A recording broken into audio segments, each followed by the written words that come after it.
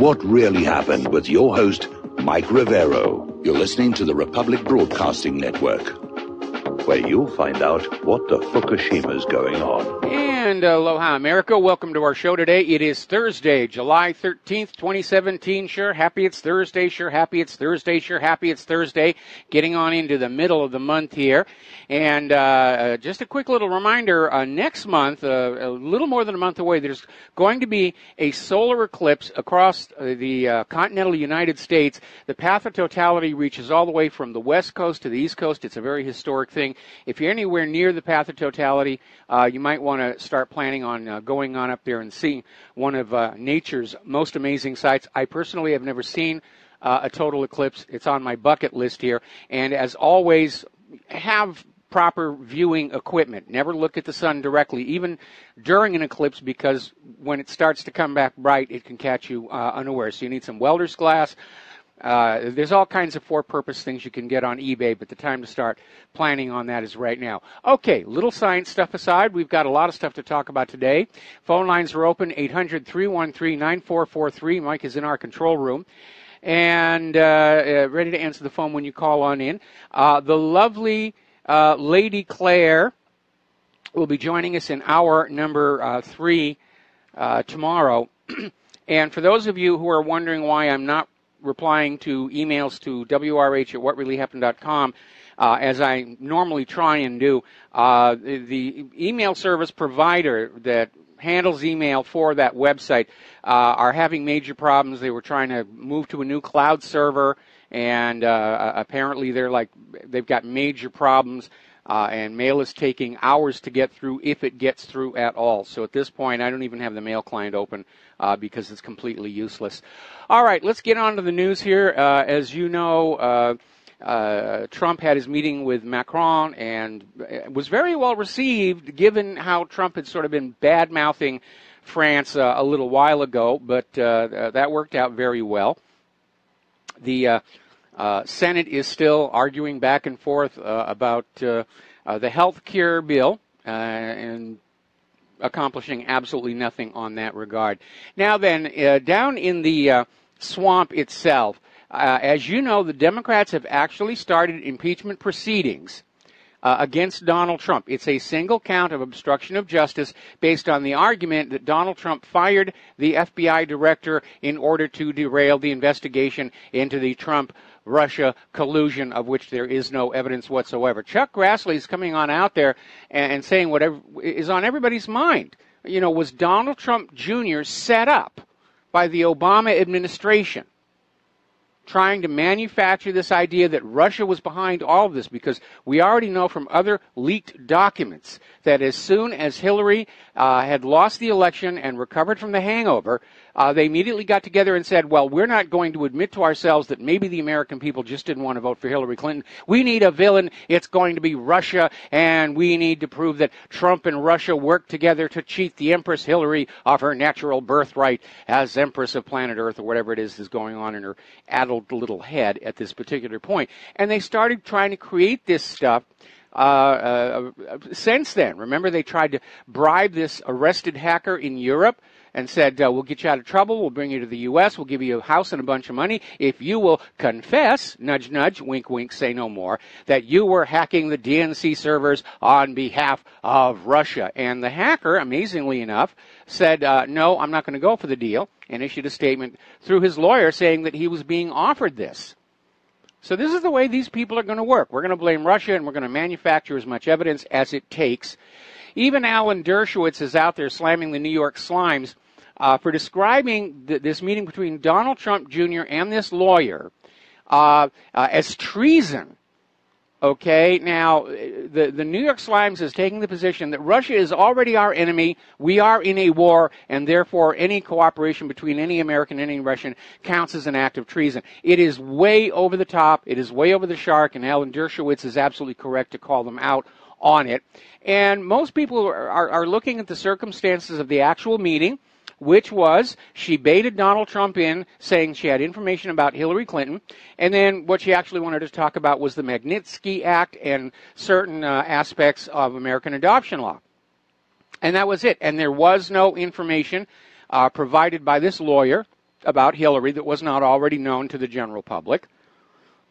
So it was a bait and switch, but it looks like this meeting was engineered just so that somebody could say Donald Trump Jr. was meeting with a Russian. Ooh, those bad Russian people here. Now, the Russian oligarch who hired the lawyer who met Donald Trump Jr. also paid the company behind that dirty dossier. And this lawyer, Natalia Veselnitskaya, is working for Denis Katsi. And he's the businessman's son of a senior Moscow official, and he's in trouble. He's facing charges of money laundering here in the United States of America, and was just in there. Now, it gets a little more curiosity. First of all, we're going to do a shout-out to our on-air affiliates. And I do see we have callers on the line. I'm going to get to you as soon as I finish this whole little assemblage of stories here. It turns out now, everybody was asking, why was this lawyer even in the United States? She was denied a visa. Somebody had to go around the system. And it turns out that tracks all the way back to Loretta Lynch, who pulled the strings to let this lawyer into the United States for a very brief time in order to help facilitate this meeting. Now, this so-called Russian spy, that's the new name for it. The lawyer isn't getting enough traction. She's a Russian spy. Natalia Veselnitskaya. Sounds like a Russian spy. Ooh, bad Russian spy. Photos are surfacing showing that she was at an anti-Trump rally. In fact, more than one.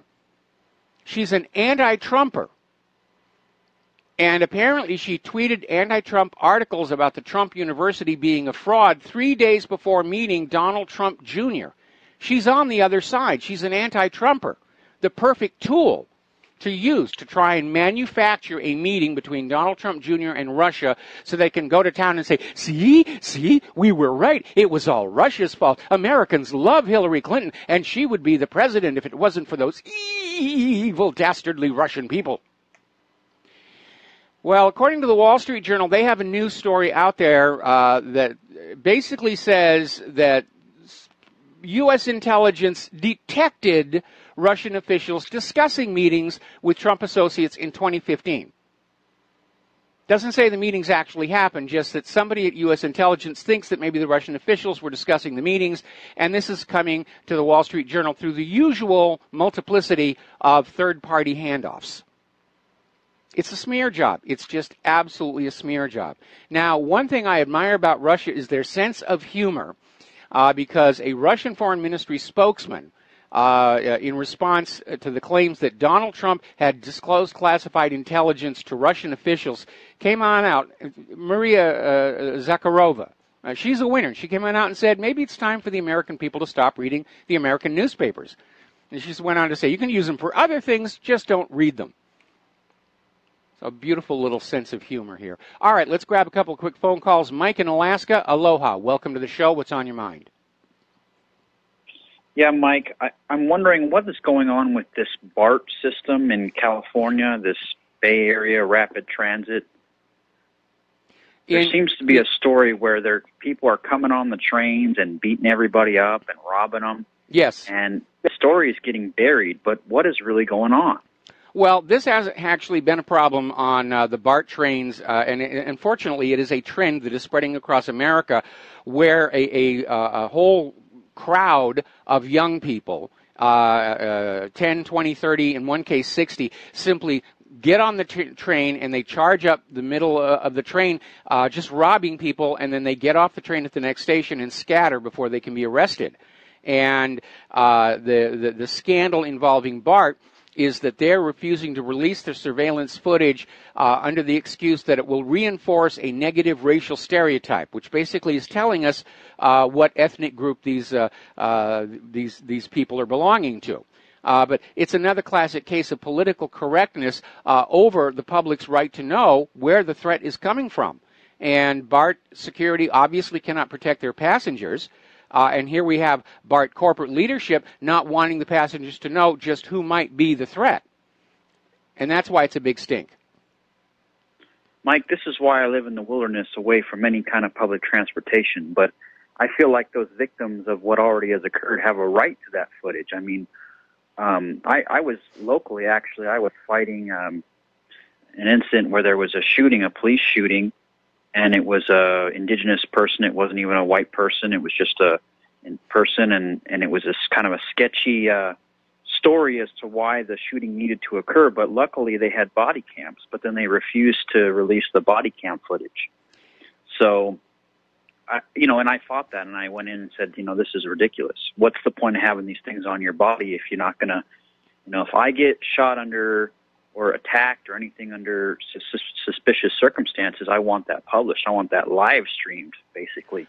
Well, unfortunately, we're seeing all across the United States now where more and more police departments, backed up by their local governments, which don't want to have to deal with lawsuits for bad behavior. The rules are that the public doesn't have a right to the body cam footage, but the body cam footage will be made public if it supports the police officer's side of the story. And it's very obviously taking something that was intended to guarantee the public's civil rights and safety, and it's being turned around to further protect police abuse. Now, is the BART, is that privately owned? How is that? No, I think that's California Department of Transportation. And it's hardly the only one. They've been building trains all over. When Claire and I were still living in North Hollywood, they were starting to build the line just a block away from our house, and those big tunneling machines were going at it and shaking our home, and it was a bit of a nuisance. Seems to be a war on people noticing anything. It seems to be, how could we get the truth of what actually occurred and maybe even solve the problem or help it without the actual truth of what really happened?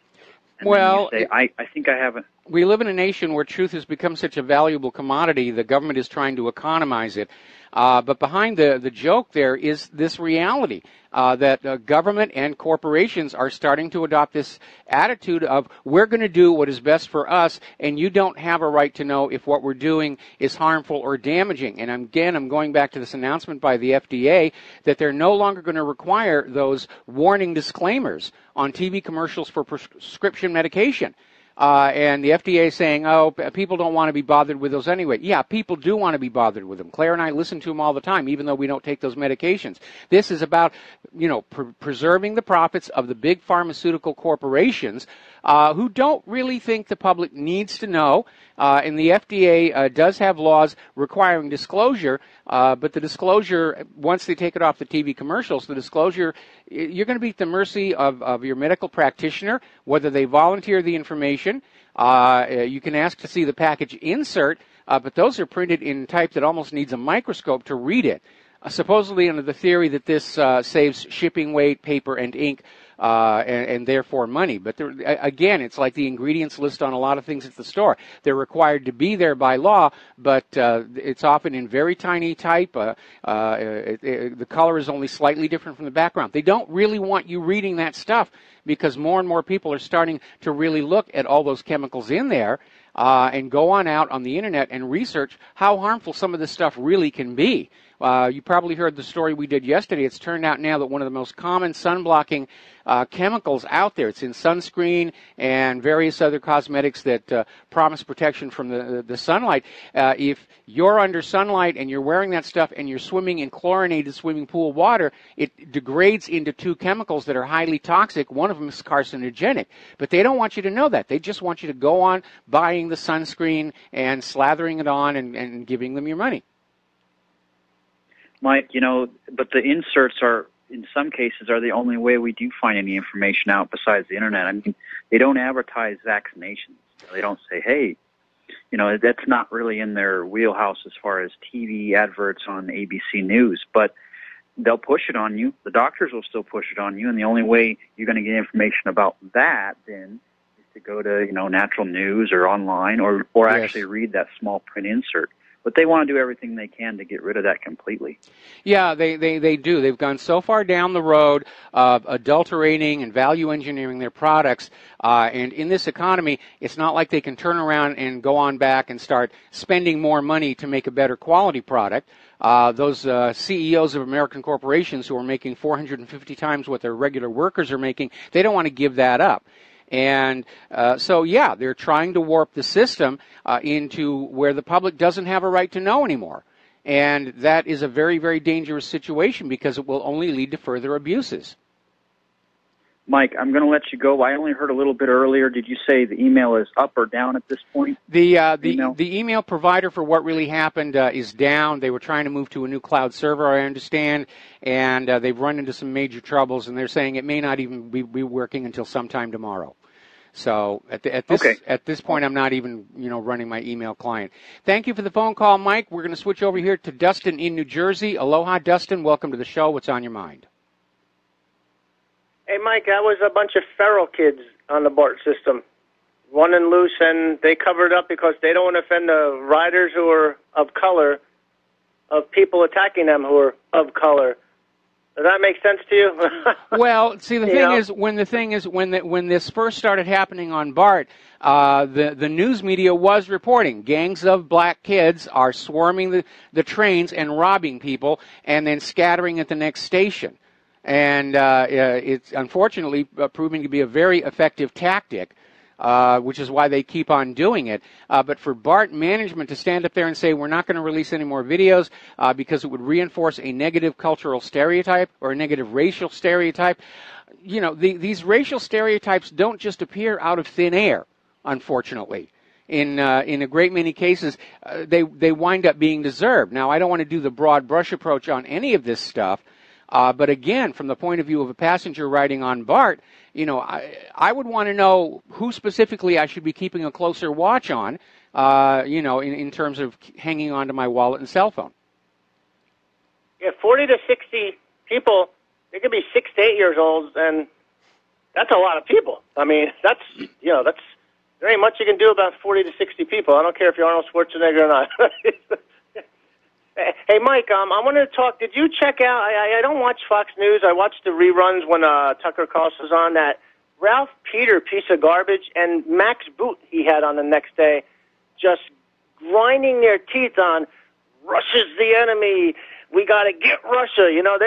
They're like almost, you got to see the video. They're crazy. I mean, this is the kind of people that we're up against, Mike. If you see these two characters, Ralph Peters and that Max Boot, they just have a hatred, and you've watched those two guys, and you'll know what you're up against, Mike. Well, actually, I look at their performances as actually kind of a positive sign here. I mean, and they're not crazy. They're paid a lot of money to push that Get Russia agenda, but the degree of hysteria we are seeing telegraphs the fact that the anti-Russian propaganda is not gaining traction with the average American.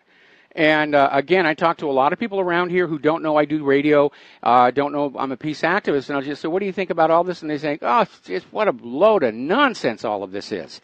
It's not getting traction because people understand this government lies to us. They lied to us about Saddam's nuclear weapons. The corporate media lies to us. And we have been lied into so many wars before, plus the fact that we're a war-weary people.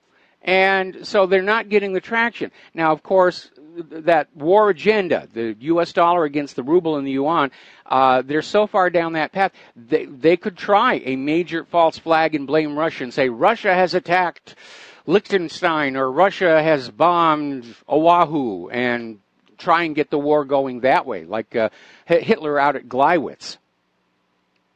Yeah, they're crazy enough to... They're desperate enough. War with Russia. They're desperate enough. Hey, Mike, did you check out? Remember that was that stupid dossier with Trump getting peed on by the prosecutor. You know that, I don't know if you're going to talk about the story where, we know John McCain was involved in it, but there's more stuff coming out about that. Well, listen, I'm going to hold you over this next commercial break, and you can bring us up to the later details on that. I know McCain was involved. It's starting to surface because of a lawsuit, but there were earlier reports that it was McCain who handed this dirty dossier to the FBI and said, sick him. So we're going to take a break for commercials, and we'll be back after these few words. And aloha, America. Welcome back to the show. We're talking with Dustin in New Jersey. We're talking about the dirty dossier, which has already been completely discredited, bought and paid for piece of propaganda to smear Donald Trump, and was so outrageously over the top. Somebody was out there saying, if we can make it spectacular enough, people will just believe it. because they'll say to themselves, nobody could make up something this absurd, but yeah, that's what propagandists are paid to do. So, Dustin, yet another comment about McCain's involvement in all of this nonsense. Yeah, I don't know if we know this yet, but, he was handed the information, and he handed it over to the FBI, and that was before even the media got it. So, they have this system in place, you know what I mean, to hand over stuff to their fellow, traitors, it's a system that's set up for a long time, and it still amazes me how Trump got in. He managed to, avoid their landmines in terms of that, so they do have holes in their whole plan. You can see. Well, the major one is simply this. Election fraud can swing a contest a few percentage points. It cannot overturn a landslide, and that's what got Trump into the White House. It was just an overwhelming landslide. I think if we actually had honest numbers from last year's elections, it would show that Trump was just so far ahead of Hillary, and he was. And all the election fraud, they couldn't catch up. They couldn't pass him by. And I really wish the Election Integrity Commission would start looking more closely at some of those states, especially California, where we have that voter accuracy advocacy group came out with a video saying, yes, literally millions of illegal immigrants were registered. They were encouraged to register, and then they were actually paid to vote for Hillary over Bernie Sanders and then Donald Trump. I mean, that's definitely trying to steal a country. And what has the deep state in such an absolute panic right now is they thought they had a lock on this thing. Hillary thought she had a lock on it. She didn't even have a concession speech prepared. And anybody who runs for public office, on Election Day, you always have two speeches, the victory speech and the concession speech. She didn't have a concession speech. She absolutely thought she had this thing. When the final tallies came on in, she beat up John Podesta. It's just amazing how, when I hear all this stuff, you don't laugh anymore. You want to cry of how we say, we're a democracy and we're bringing democracy on our world. What a crock of crap. Yeah, it really is. And again, this idea that we have a right to intervene in other countries so we can bring them the blessings of our society. I'm looking around our society and I'm not seeing a lot of blessings. I'm seeing looting of the people, plundering of the people, a declining lifestyle, rotting infrastructure, out of control corruption. This pedophilia thing appears to be turning epidemic, and a lot of this may tangle on back to the fact that we are being fed drugs that can alter the way our brain operates. We, as a nation, may have drugged ourselves into this collective insanity we all seem to be suffering from. But they don't care, Mike, if you suffer, because, look, we're bringing democracy, and if that means killing everybody in the country to bring it, that's the psychotic part, right? Yeah, it absolutely is. It absolutely is. But all right, thanks a lot, Mike. All right, thanks an awful lot, Dustin. We're going to let you go here. Now, there were a couple of bright moments from when Donald Trump met the French President Macron. For one thing, tomorrow's Bastille Day, and CNN's Jeff Zeleny declared Bastille Day is actually the anniversary of World War I. And a lot of people would probably have been laughing about that if it hadn't been followed up with another CNN anchor who, while the Star-Spangled Banner was being played, announced that they were playing the French national anthem. So, and again, when I was teaching computer animation over at the University of Hawaii, the classroom right next door to me was beginning journalism. Now, I've been through a journalism course at the college level myself. And back then it was, confirm your sources, no speculation, who, what, where, when, why, and how, and all the rest of it. This class they were teaching them how to do their own makeup and hair. That was it. That was it. They were being prepped to be news presenters on the camera. And that was it. And the idea that this CNN anchor doesn't recognize the national anthem, I think, tells you a lot about the kind of people who get these jobs as prostitutes and correspondents in the corporate media. We'll be back after these commercials. Aloha, America. Welcome back to the show here, and getting on back to Trump's meeting with Macron. The media is losing it. They're not even really reporting on what's going on. It's just venting their opinion and their disgust. And as a matter of fact, MSNBC guest and Vanity Fair correspondent William Cohan was on MSNBC watching the footage of Trump and Macron's meeting. Stephanie Ruhle asked Cohen for his reaction, and he said, "Lord, help us." I mean, look, that was a nice ceremony. I hope they can find common ground. I just think it's very difficult between these two men. I don't see how they have that much in common. Shortly after that statement, Macron announced he's changing his Syria policy. He is going to work together with the United States to defeat ISIS and al-Qaeda in Syria, and ousting Assad is no longer a priority. So they totally missed the story of what was going on, because the corporate media thinks they are or should be the story. Have you noticed how much the corporate media talks about itself these days? It's not their job. Anyway, getting on back to the swamp here, Trey Gowdy is out there commenting about this constant hammering of these totally mythical, baseless stories. And he says it's drip, drip, drip on Russia, and it's undermining the Trump administration. Yes, that's what it's supposed to do. Undermine his administration, undermine his credibility and his image with the American people. It really isn't working all that well. But don't expect them to stop anytime soon. They're just out there repeating the lies, and they don't care how many people out there know their lies. They're just out there playing to the masses who still think that that television set is the font of all truth and wisdom in the universe. Now, interestingly enough, during his confirmation hearings, FBI Director nominee Christopher Wray said that he would be interested into looking into Kiev's alleged meddling with the electoral process in the United States.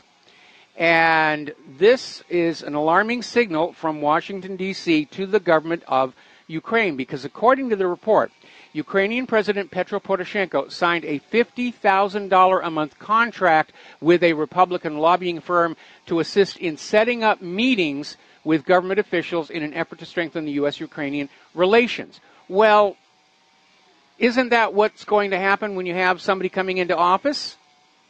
You're going to hire a lobbying firm, or you're going to hire somebody and say, we have to start establishing those lines of communication. This is going to be another nothing burger. But Christopher Wray is going to go out there and he says, I'm going to look at it. So yeah, he's signaling he's on board. He's on board with the Get Trump, Blame Russia agenda. And of course, Lindsey Graham sent that signal the other day. If you are not with us, you are not getting confirmed. Do you remember back in 1994 when Bill Clinton and the Democratic National Committee received millions and millions in actual contributions from Chinese nationals, including Chinese intelligence, and Janet Reno refused to appoint a special prosecutor? That was the Chinagate scandal.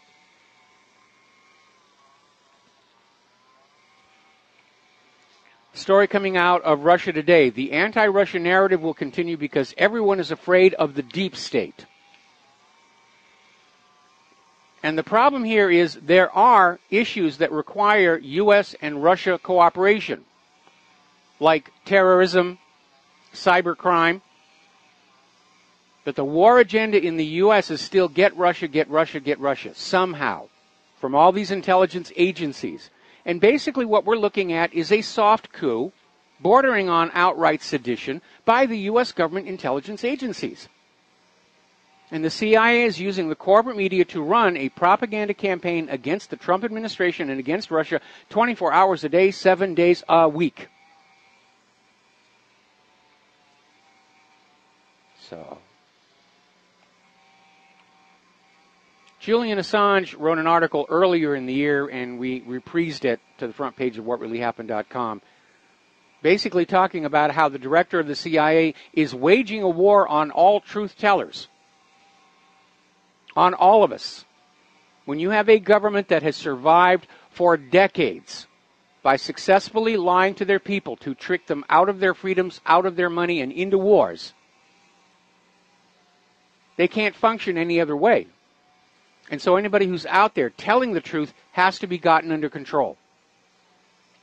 They got the corporate media under control with Operation Mockingbird, as one example. And now there's a whole new generation of independent media people and whistleblower websites who are making their job much more difficult. And the numbers are showing, polls are showing, right now the American people's trust of the government and the corporate media is at an all-time record low. If there's one thing that we in the independent media can point to as a victory, it is that we have taken away from the federal government their ability to lie to the public with impunity. They can't do it. Today, the life expectancy of a government lie can be clocked with an egg timer. Now, apparently, for reasons not yet made clear, Donald Trump's ceremonial visit to Britain is being put off until 2018, next year. Basically, they've been sort of jockeying around this date ever since Donald Trump was inaugurated. And all of a sudden, it's being moved again. Some kind of tensions over there. Now, here is a very alarming story. This is coming out of InfoWars. A poll shows just 4% of Democrats think Hillary would have a chance of beating Trump in 2020. Now, it's not the number that is alarming. It is the fact that they are already doing polls, which means, yes, Hillary is actually thinking of taking another stab at the White House in 2020. And so my message to Donald Trump, or to whoever is monitoring this show on his behalf, he has got to do two things. He has got to move forward on the Election Integrity Commission and make major structural changes to our election system that will make fraud much more difficult. We have to have voter ID at the very least. Number two, he's got to move forward on getting Hillary Clinton charged and convicted on just one felony, which would bar her from running for office. Because I'll tell you right now, come 2020, the Democrats are just going to double up on the election fraud. They'll have twice as many illegal immigrants and refugees voting. They'll steal twice as many registrations. They got really close last year. They're not giving up. Now, I have to tell you, I am getting very tired of all of these reckless, irresponsible, and not even funny comments being made on social media. And the latest one is Democratic lawmaker Scott Hammond, who made a reference, basically said he was going to make Trump a half-term president, which sounds a lot like a threat to me and apparently to the Secret Service, who are talking to him. And again, if you have a disagreement with Donald Trump, and right now I got a list, your First Amendment rights say that you have a right to peacefully stand up and say, Mr. President, I disagree with you, and here is why. Resorting to violence is not protected by the First Amendment. Death threats against anybody, let alone the president, is, I think, over the line for First Amendment right to free speech. Because further in that First Amendment, it says, petition the government for redress of grievances. We're going to take a phone call. Andy in Texas, aloha. Welcome to the show. What's on your mind? Andy, are you there? Hello, Andy. Going once? Can you hear me? Now I can hear you, Andy. Okay, what's on your mind today? Oh. No. Well, no, I was just sitting here listening to your radio show, and all of a sudden this commercial came up, and all of the remnants of ghosts past here, such as the Bushes, the Clintons, Condoleezza Rice, Dick Cheney, Donald Rumsfeld, all these different people coming up, and it seems to be actually not a commercial, it's an infomercial. And these people are telling us what the Constitution specifically states. Like they have any kind of authority over it. I mean, these people did nothing but run over it with motorcycles, machine guns, and all this other stuff. They've done all this stuff. So I'm sitting here watching this show. It's on the Dish Network. Not to pan them down, but at least it's a channel. But I'm sitting here watching these people. What are they trying to accomplish, Mike? Do you have any idea? Yeah, they're trying to basically trick you into letting them interpret the Constitution for you. And the Constitution was written by and for the people, and it's up to us to decide what it means. Now, the Supreme Court has sort of grabbed for itself the authority to interpret the Constitution, but that authority itself is not in the Constitution to begin with. And if you go all the way back to the early years of this country, there was a Supreme Court decision called Marbury versus Madison, which ruled that laws repugnant to the Constitution are automatically null and void. And with that ruling was the implication that it was up to the citizen to evaluate the law and say it does or does not fit with the Constitution. But we have seen education try and insert itself into that question of interpreting the Constitution. Some of the abuses by Common Core are just absolutely striking. They're teaching kids that the Second Amendment says you can keep and bear arms only if you're part of a government militia. And that's not what the Second Amendment says. And so now we have these issues of constitutionality about so much that the government is doing that is unconstitutional. I'm not surprised that we're seeing shows like this being produced where all these authority figures that we're supposed to admire because they've got gold plaques on the wall and everything are going to say, this is what the Constitution means. You can trust me to tell you what it really means. No, I'll decide for myself what it means. I'll decide what freedom of speech means. I'll decide what keep and bear arms means. I'll decide what right to privacy means. Well, sir, the Constitution is written in plain English, okay? It doesn't take a dictionary. You don't have to sit there and read the Constitution with a dictionary at your side. We know what this thing says, and we know what it's inferring to, and we understand that, the freedom of speech, freedom of press, freedom of religion, the right to own guns, the right to be private and not have yourself searched at every second of the moment. We all know this. We're just being naive and letting them do what they want to do to it. And this is where the problem lies. We have to stop consenting to all of this stuff, knowing what we know about the Bill of Rights and the first 10 amendments, which are the Bill of Rights. This is important for the people to understand. The Bill of Rights were not put in the Constitution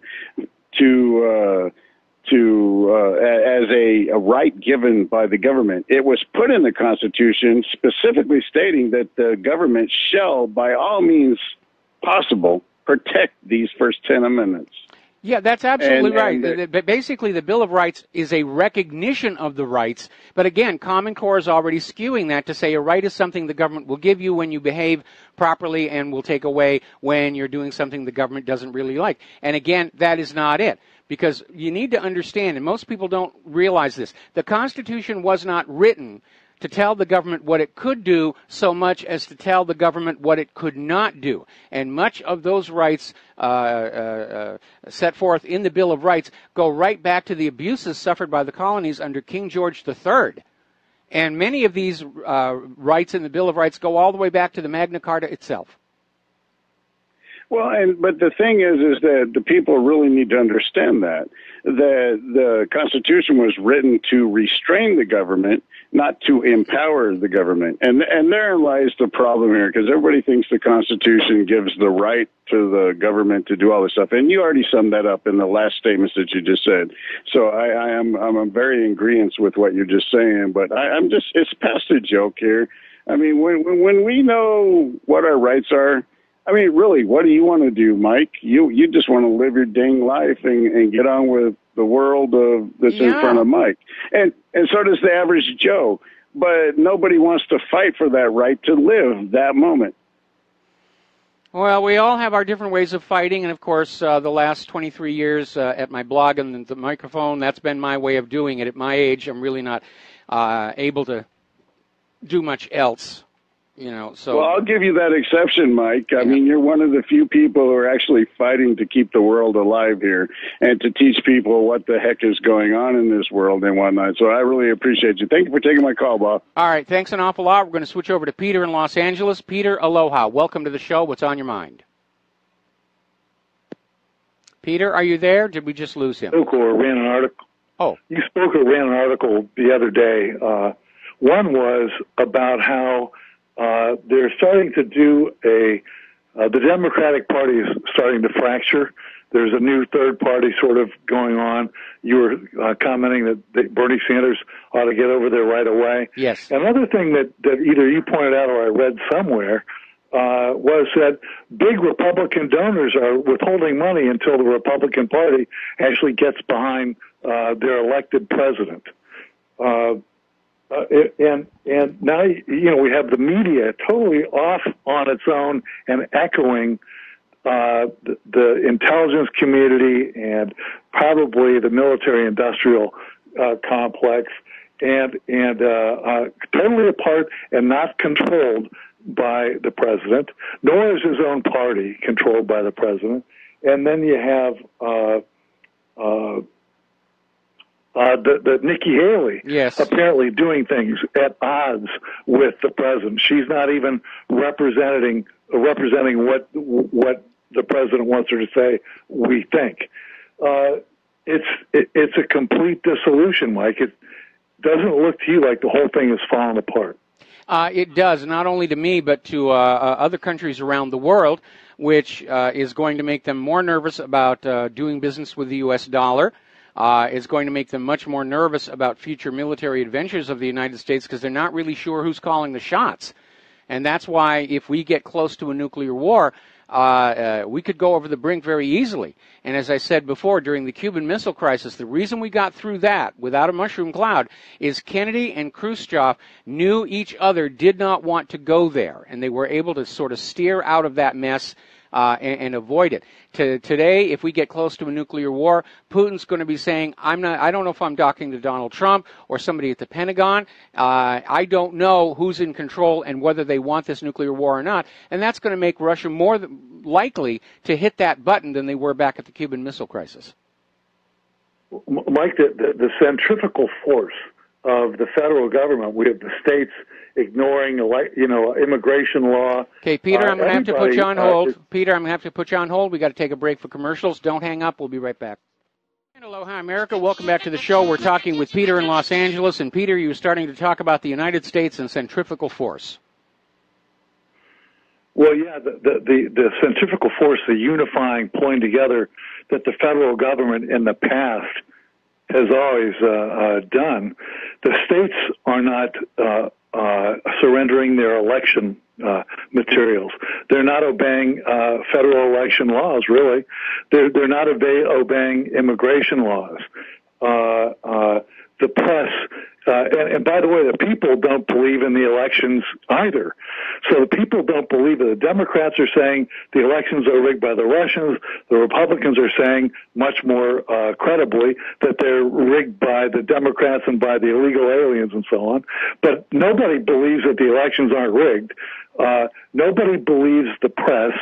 The federal government within itself, Nikki Haley, as we talked about, and the intelligence agencies, and the Democrats and Republicans on the Hill, the military-industrial complex, the whole thing is unraveling, Mike. Yes. Yes, it is. I don't know where we go from here. Well, like I said, to me, the symptoms look very, very similar to what was going on in the Soviet Union just before it fell apart.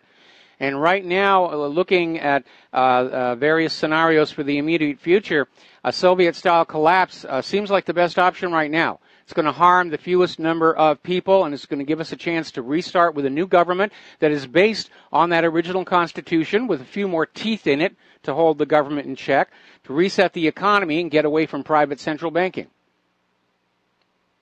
You know, we have also a group of billionaires, of course, that are actively engaged in undermining the government. George Soros, the most prominent one by far, but there's others.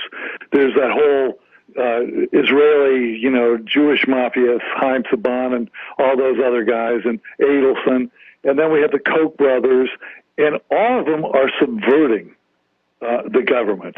Yes. And some of them in league with the intelligence agencies, some not.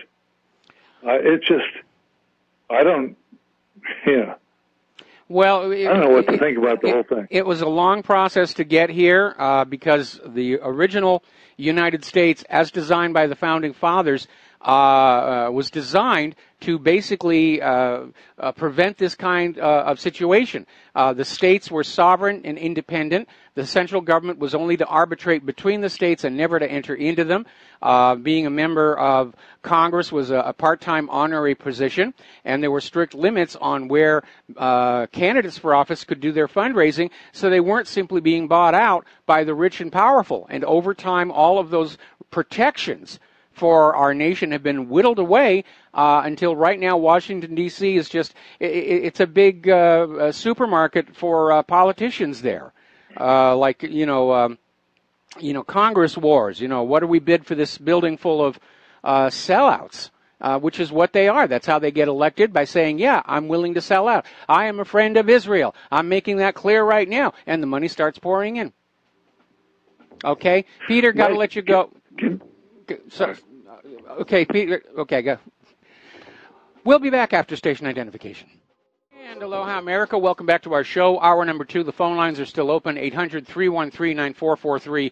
Turning over to the war zones, a lot of stuff going on. Apparently, Russia is taking advantage of the conflicts started by the United States in Syria to basically showcase their weaponry and say this is how they actually work in a real combat situation. Because of all the fraud that's known to be taking place with tests that are conducted by the manufacturers and even by the Pentagon itself. And again, if you have not seen it, I recommend the movie The Pentagon Wars. It's a comedy. It's very funny. It's also based on a true story about the development of the Bradley infantry fighting vehicle. And that's really how military procurement works in this country. It's all about making money. It's all about huge profits on the backs of the American taxpayer. And they produce some pretty bad junk, as we have mentioned before. But Russia is now sending what is called the devastating monster to Syria. It's called the Terminator 2, and it is a tank that is designed to protect other tanks, specifically in urban areas. Now, it's built from refurbished hulls from the T-72 main battle tank, but instead of mounting a single 125-millimeter cannon, the Terminator 2's turret has a remarkably diverse suite of weapons. 2 30-millimeter cannon, 4 Ataka-T anti-tank missiles, and a heavy machine gun, which gives the Terminator 2 the capability to engage infantry and light armored vehicles with its cannon and tanks and buildings with its guided anti-tank missiles. And it's a 5-man vehicle based on the chassis of the T-90 tank, and it looks very, very effective. And more buyers of weapons are starting to turn to the Russian military, because their weapons are more effective and less expensive than those produced in the United States of America. Now, the United States has set up yet another uninvited military base in northern Syria as American forces enter Raqqa City. And apparently the video was taken of a large U.S. plane taking off, plenty of Humvees protecting the site, an American flag hoisted above the airfield. And again, the U.S. does not have the permission of the Syrian government to be there. Amnesty International has come out with yet another report saying that the U.S. coalition is guilty of war crimes in Mosul, basically talking about the 3,000 civilians killed between February 19th and June 19th. And again, we had that video that came on out a few days ago about U.S.-backed rebels torturing their prisoners. Now, as you know, it's finally been confirmed that Abu Bakr al-Baghdadi was in fact killed in that airstrike by the Russian Air Force. And in the wake of that, there is now a power play going on within all of these different rebel groups as to who is going to be the new leader. And Abu Hatham al-Obaidi, who is the head of Islamic State in Hawija, is declaring himself the new leader, but apparently not everybody is going along with that, and there is reported to be bloody infighting going on. So here it is from the U.S. government's point of view. They have been covertly smuggling weapons into ISIS and al-Qaeda in Syria to topple Assad, and now those very same weapons are being used to kill these U.S.-backed rebels, to kill each other off. Good planning on that one. Well-managed little insurrection you have going there. over in Iraq, ISIL has declared Tal Afar as an independent state from Islamic State. So they're starting to break up now. It's not just Islamic State in Syria and Islamic State in the Levant. Now they're starting to fragment, create new groups. They're all going to be their little tiny caliphates, I guess, here. Earlier today, observers of North Korea got a wake-up call. Sensors were indicating something had happened, and everybody was saying, oh, it was another nuke, it was another nuke. Actually, it turned out to be an ordinary run-of-the-mill earthquake off the coast, 5.9 magnitude. And so at this point, they're out there saying, well, near miss. Now, as you know, almost every nation on earth likes to describe themselves as some kind of a republic or a democracy. Only two nations still call themselves theocracies. One is Saudi Arabia, and the U.S. doesn't mention that because of Saudi Arabia's strategic importance. And the other one, of course, is Israel, that likes to market itself as the Jewish state. And the U.S. doesn't comment about that either because of Israel's strategic importance, along with all that AIPAC money that's flowing into their campaigns here. But it turns out somebody did a poll of the Israeli citizens, Israelis, Jewish citizens. They don't like the idea of living in a Jewish state. They don't like the label at all. They would actually prefer to be living in some kind of a republic or a democracy. And if you go back to the interview we did recently with Miriam Azizi, Israel's government does not treat their own citizens very well. We know how badly they treat the Palestinians. It turns out they're just as abusive of their own people. We're going to do a shout out to our on-air affiliates just now rejoining our network here. Talking about overpriced, underperforming weapons, we come on back to the F-35. And apparently, this is the dichotomy that we're looking at here. There's always more money for weapons. There's no money for anything else the American people need, but plenty of the American people's money to go for more weapons. And we have a nation that is supposedly too broke for universal health care, and they're going to spend another, basically $500 billion more on the F-35. When you look at all that money and what could be done with it for the American people, and it is the American people's money. It does not belong to the government. The government is hired by the American people to manage our money and our nation for our benefit. That's the promise. We don't get it, but that is the promise. And it almost reminds me, George Bernard Shaw wrote a play, Man and Superman. And in one of the acts is often performed all by itself, and it's called Don Juan in Hell. And I did that in college. I got to play the devil. And there was this wonderful line in there. There's nothing but in man's industry but his greed and his sloth. His heart is in his weapons. And that's certainly true of the U.S. government. Look where we spend our money. If you want to know the true character of a nation, look where they spend their money. Are they spending the people's money on the people? Or are they plundering and looting the people and spending it on the machinery of war? And that tells you what the national character is. We are a warrior society. We like to pretend that we are seekers of global peace, but the United States has caused more ruckus around the world than anybody else. Getting on to the economic news, we're hearing more and more about this campaign to eliminate all cash so that all money out there is under the control of the bank's computers. And yes, some of it flows through your hands briefly, electronically, but it still remains in the bank. They want to get rid of any portable store of value that you could reclaim your own wealth. And apparently the International Monetary Fund is well aware that there's a growing groundswell of opposition to this idea of not having cash to put in our pocket, to spend at a whim, to get a hot dog, to get a jelly donut or something. And they're basically they put out a working paper on decashing, and it's being sent to all governments, how to psychologically prepare their citizenry to accept a cash-free society. So the propaganda is already going to be out there. Oh, you don't want to use that cash stuff. It's antiquated. It's antique. Think of all the bacteria that is all over that money, which doesn't worry me because germs couldn't live on the money I make. But they're launching the propaganda. Now, there is an unintended victim of the cash-free society, and it's illustrated by what's been happening out in sections of rural Canada, up in Saskatchewan, where some of these small neighborhood mom-and-pop type banks, depositor banks, who are not plugged in to the electronic systems are being driven out of business. As Canada drives toward digital banking, banks that are based on the old cash model are being shut down, and citizens who live around those banks are very concerned because nobody's coming in with a replacement. But they want you on those little cards.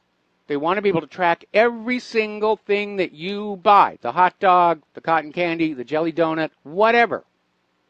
I don't know why, but they're obsessive about it. Along with the idea that when there is a banking crisis, and one is coming very, very soon, there will not be any runs on the bank. Because you can go down to that bank and bang on the door and say, give me the money out of my savings account, and the bank will say, I can't. There's nothing to give it to you with. It can only be moved to another bank. And with those high-speed networks, the bankers are just going to be moving that money around to try and save themselves until it all goes downhill and everybody's broke. And I'll make you one more prediction on that. If they achieve the cash-free society, they will outlaw private ownership of investment metals, just like Roosevelt did back in 1933. They will ban gold coins, gold bars, silver coins, silver bars, platinum, anything that could be a portable store of wealth will be outlawed. You will be forced to be dependent on the banking system. And King George III did exactly the same thing to the colonials. It was a major reason for the revolution. The banks are institutions of enslavement, and they're about to slam that last lock shut on you.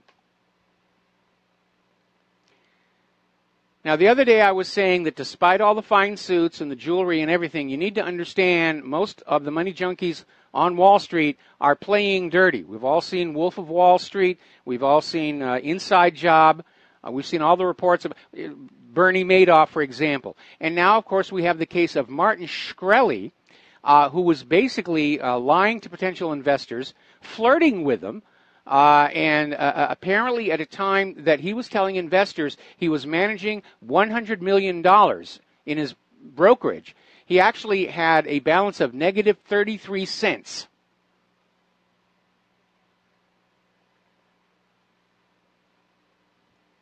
So they finally caught up with him, and he's gone to trial.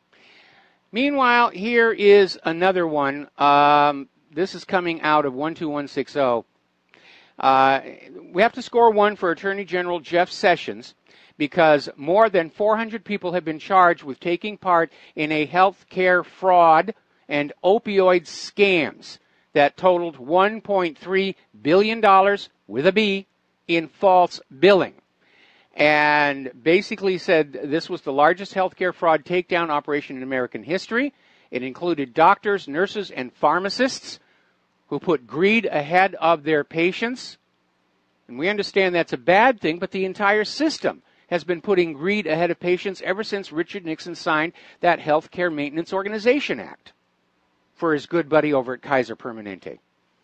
Among those charged are 6 Michigan doctors accused of a scheme to prescribe unnecessary opioids, get people addicted. A Florida rehab facility is alleged to have recruited addicts with gift cards and visits to strip clubs, leading to $58 million in false treatments and tests. They arrested more than 120 people involved in illegally prescribing and distributing narcotic painkillers. And this is part of the deadliest opioid drug overdose epidemic in U.S. history. More than 52,000 Americans died of opioid overdoses in 2015. And the numbers have continued to rise. Where's all that opium coming from? Afghanistan. One of the main reasons we had to go on in there and take the place. Pipeline right of way, another source of opium for the CIA drug lords. Nearly 300 healthcare providers are now being suspended or banned from participating in federal health care programs. It is very upsetting to realize you are living in a country that is of the scammers, by the scammers, and for the scammers. We all know we cannot trust the government. We cannot trust the corporate media. We are learning we cannot even trust doctors who are held aloft in films and TV shows as these absolutely angelic saints of healing that we should always obey and do what they tell us. Doctors are just as corruptible as anybody else. And when you have a system, a political, economic system conducive to corruption, corruption is obviously going to happen. Rivero's law of the hierarchy is that any organized hierarchical structure inherits the manners, morals, and ethics of those at the very top. If you have a corrupted leadership, you will have a corrupted society. Or as the Russians like to say, fish will rot from the head.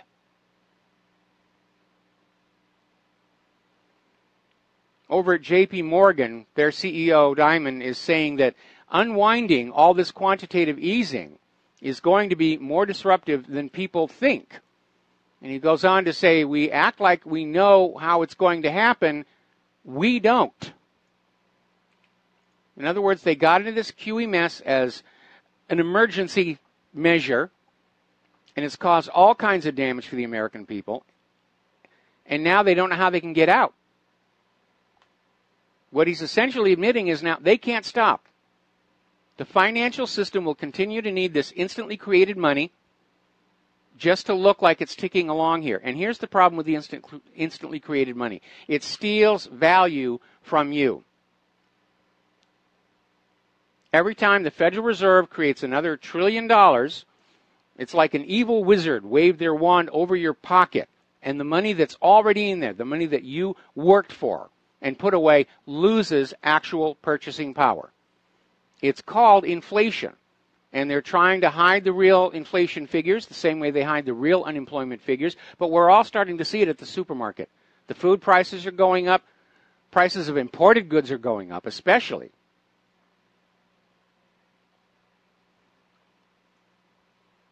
Now, the U.S. is out there getting ready to make a major move into the oil global market.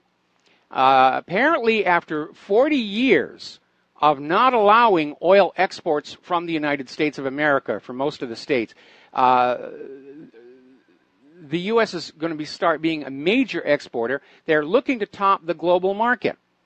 And the consultancy group PIRA has released a new forecast relating to the current boom of U.S. shale oil production. And the group is estimating that by 2020, U.S. crude exports will rise to 2.25 million barrels a day. 4 times the amount of what was produced last year. That's what they're saying. And they're claiming that this will put the U.S. on the same level as nations like Kuwait and the United Arab Emirates. Maybe, maybe, maybe. We've seen a lot of very glorious forecasts about shale oil and fracking, and they keep coming up short. They've already had to cut the estimate from the Monterey Shale Formation by more than 2/3. They're not really getting the oil out. And as a cautionary story over at oilprice.com, you know, they're asking, is Wall Street funding a shale failure? And they're saying, yes, there's a shale rebound. But if oil prices go down, and adding those U.S. exports to the world market will drive oil prices down, shale could go back into the red again, and they'll just shut down.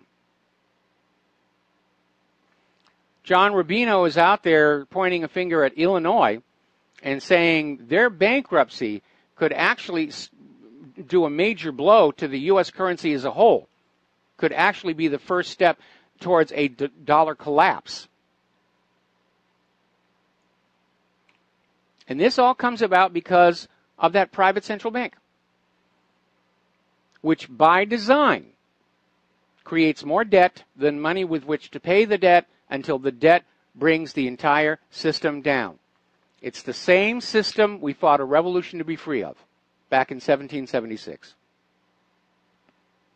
And because of a corrupted Congress and a corrupted president a little over 100 years ago, we're back in the same system.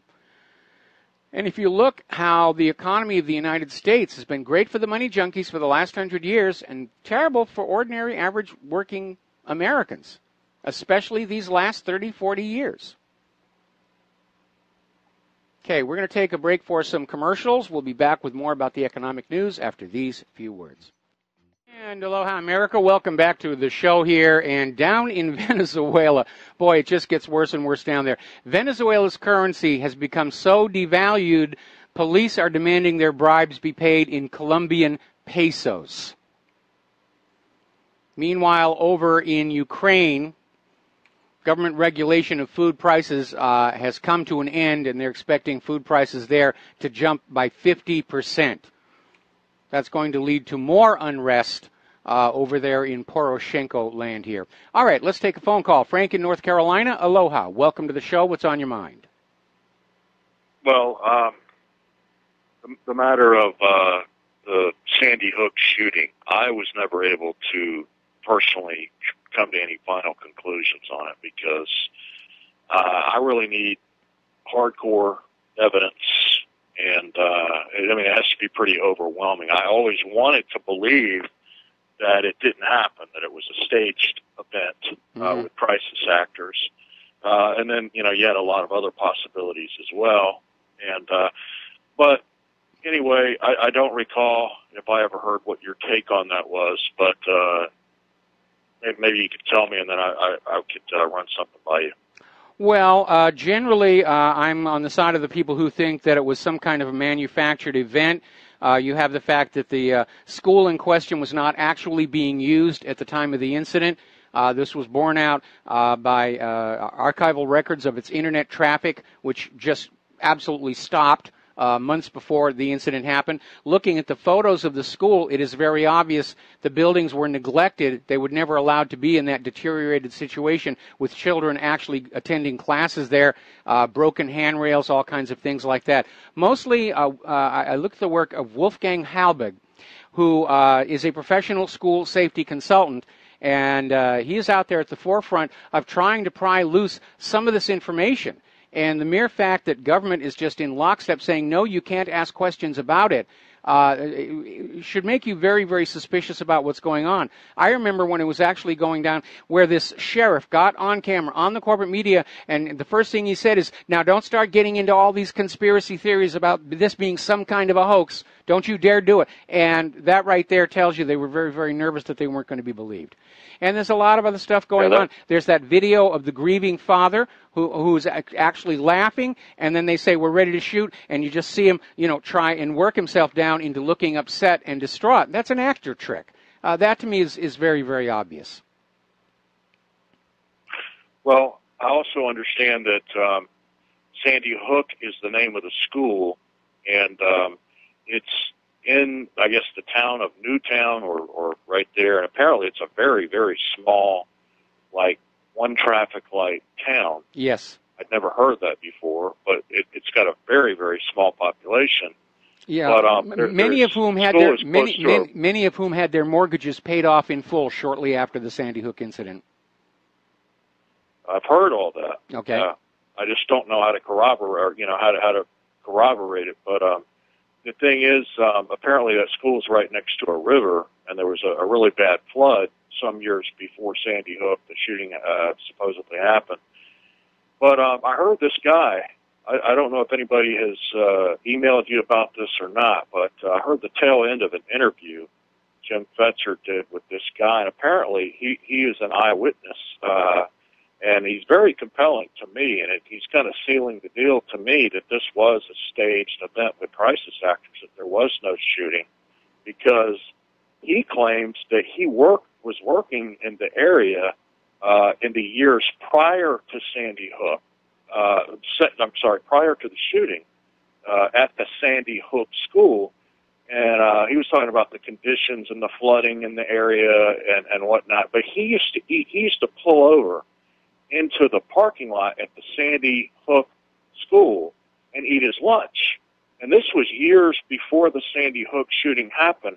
He said it was already shut down then. Yes. He said, I mean, you know, there was no question that the school was not in operation. Yes. And that was at least a year or two before the shooting happened. And this guy is very credible, and I got a feeling like his life might be in jeopardy. They might take him out because, I mean, to me, he seals the deal.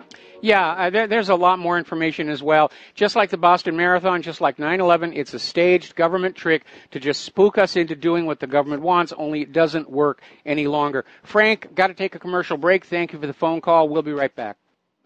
And aloha, America. Welcome back to the show here. Let's go back to the phones. Mike in South Carolina. Aloha. Welcome to the show. What's on your mind? Hi, y'all. Nookie. You just reported that the United States, or America, is going to become a very, very big exporter of oil. That's in the the plan. Next few years. That's the plan. Okay. Can you tell me how they're going to cut out my piece of the pie and put it in my account? Because that's my oil, not theirs. It's under my country. I'm a citizen. How are they going to do that? I am fed up with them stealing uranium, oil, and whatever else, and food out from underneath me. I want my piece of the pie, and I want it now. I'm not going to wait for it. Well, you raise a very important part there. I mean, this shale oil is being extracted from under other people's land, and they've skewed the laws to the fact where remember the old days, they used to say, you know, you want to buy your own home and you will own that piece of land right down to the center of the earth, and they've already changed it, saying that your mineral rights are automatically limited to just a few feet down, and below that is now the domain of the government, and they can do whatever they want with it. Now, over and above this idea of the piece of the pie, the main problem with fracking is it's turning out to be very, very dangerous. And they are bringing toxic materials up onto the land underneath your home, including known carcinogens, radioactive material, methane. A lot of these areas where fracking has gone on in, they've literally destroyed the values of homes because you can't turn on the water faucet without clouds of methane coming out of it. And the oil companies are just out there saying, well, we're sorry it happened, but you know, we're not going to do anything about it. It sort of betrays almost the high degree of desperation in the U.S. economy, that anything that makes a buck is good, and the rest is just not an issue anymore. Well, also, along with the fracking is the aquifers that are being contaminated totally. Yes. Here in South Carolina, they're talking about all of a sudden having oil wells being drilled, oil derricks off the shores of South Carolina. Also fracking, which will be, we have a fault line that goes from, I don't know if you know about this, goes from Savannah through Summerville, South Carolina, into Charlotte and into Virginia. And it, about 9 months ago, it had about a 3.5 Richter scale shake on it. This idea of them coming in and starting to spew in their, or dig in their derricks is not going to happen. The oil, the BP oil well that on the oil rig that blew up in Gulf of Mexico, is still spewing oil. It's not well known. It's not well publicized. But to this day, 5 years later, it's still spewing oil, and the corrections they're putting on there is very, very dangerous. Okay, these people are nutcases, and I want my piece of the pie. I'm fed up with giving it to everybody else, and you know what? They keep this up, and there's going to be blowback. People like Hillary Clinton, the BP Rothschilds, people like Lindsey Graham, even our unelected governor of South Carolina, Henry McMaster, who's a Ronald Reagan political career politician. He's unelected to governor, and every one of them has something in common, Michael, and that is that they're all Jewish. Well, Mike, let me pull back here a little bit. What you probably ought to do is go to your state government and just demand that they do the same deal that Alaska did, because Alaska does actually pay the people who live there. I don't know what it is, but it's a good chunk of money every single year on the idea that yes, it is in fact Alaska's and Alaskans' oil that is being sucked out. And I think if you cite Alaska, if you cite Alaska as the precedent, you might be able to get a movement going there to say, yeah, the ordinary people who are living over these fracking wells and everything are owed, ongoing payments for the damage that is happening to their land. Let me give you a little secret about my background. I was born in Anchorage, Alaska. Oh, okay. I know a lot about what goes on up there, but you are correct, okay?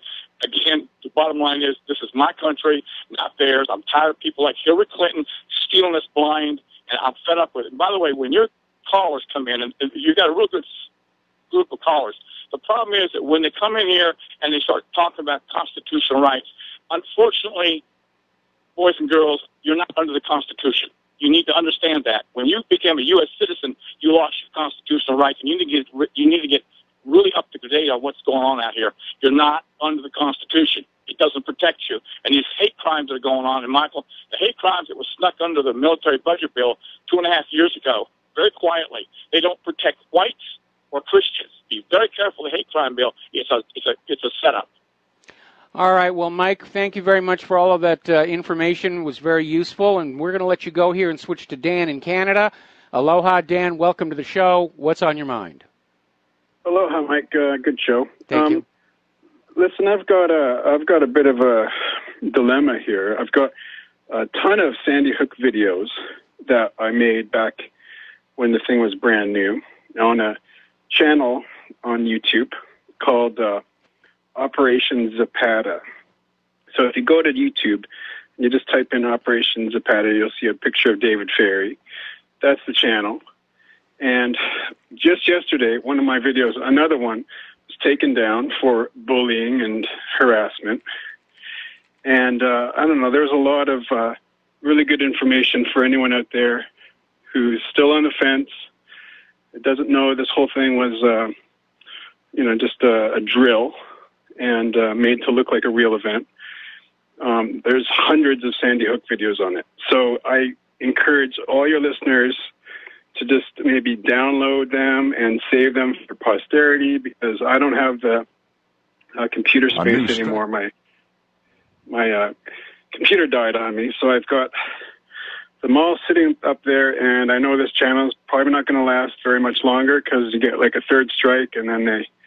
Anyways, I've been down that road before. This is the second version of this channel. So just a heads up, if anyone wants to see what the real deal is on Sandy Hook, there's one source, and there's many sources, but I just need your listeners' help. So.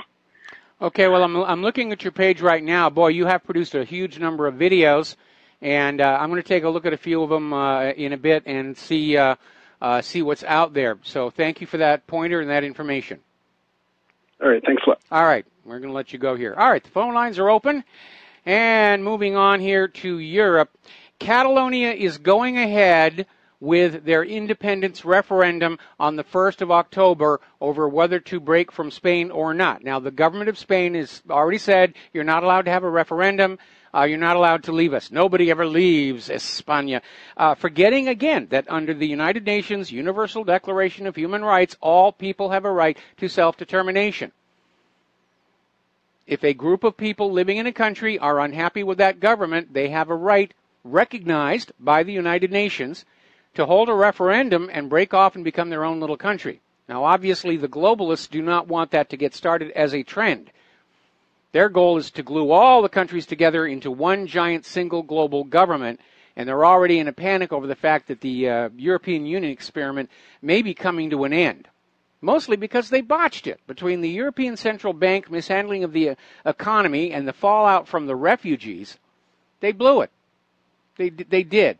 The European Union is in a bit of a fury. The European member of parliaments are basically, the parliamentarians are at each other because of the massive cuts in spending that will result when Britain leaves the European Union.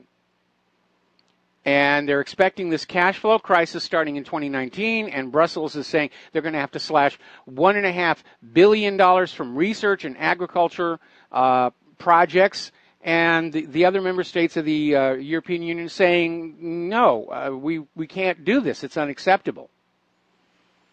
Interestingly enough, over at the Express in Great Britain, they're talking about just how much money Germany has made from the Greek debt misery. they've pocketed over £1 billion in interest payments, and now politicians are saying that really, given how the debt was created for Greece, that maybe Germany ought to give that back. I think Merkel is going to come out with a 9 on that one. Austria has set a date for its next snap election on October 15th. And we're going to go back here to the phones. Mary in Connecticut, aloha, welcome to the show. What's on your mind? Hi, aloha. I just wanted to say two things. One, it's good you mentioned about those people getting the houses. That is later in Sandy Hook. Many of the people got those houses for free. I know some broker investigated that and looked up the information and followed the line of sale. And also, in the FBI records, and I just moved out to this area this past year. I was from New Jersey, and it's all woodsy. You know, I inherited a house out here, and my parents were from kind of this area, but I didn't realize Sandy Hook, Newtown, is the next town right over, and it's all woodsy. They have these like country roads with now shopping malls. When my aunt brought me through here 10 years ago, it was practically nothing. But anyhow, in the FBI records, it says no murders on that date or in the whole year in Sandy Hook and in this whole area. It was actually a state-by-state list, and they said it was a list of mass shootings. I was going to bring that up, but we ran out of time. In the FBI's own database on mass shootings, it says none happened in Connecticut. So there you go. That's right. I mean, I think maybe New Haven or Hartford, some of these big cities might, but I'm not sure about that. But the other thing, with the guy talking about the energy, I moved here from New Jersey, and I was in a high-cost area of New Jersey, in the northeast area, on the near the city areas, and I'll tell you that here they have EverSource energy, and it's my electric is twice as much as it was in New Jersey, at least twice as much. And I thought it would go down in the summer. It isn't. It's still like a lot, and I don't use that much. But anyhow, when I was looking up local events like 4th of July, there were these notices. They're putting in this pipeline through Massachusetts and Connecticut because somebody formed a petition to sign. And that's why the cost is so high. The cost itself was $97, and then they added on a couple of $100 for the service. And it's because they're putting in this pipeline. We're not benefiting. It's from whoever is putting it in is benefiting, but they're charging the customers here. Yeah, we see a lot of that where customers of services are being billed for things that are being done somewhere else entirely. Yeah. And there are a lot of rivers running through.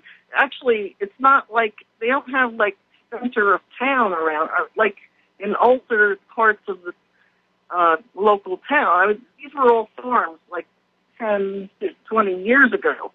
So and there's still farms around here. And there's a lot of, like, there's a couple rivers, Naugatuck River and Housatonic, and there's a lot of little tributaries going all over, little brooks running all over the place. It's all woodsy, but they're more, after my aunt brought me through here about 10 years ago, and it was the population, there were just no malls.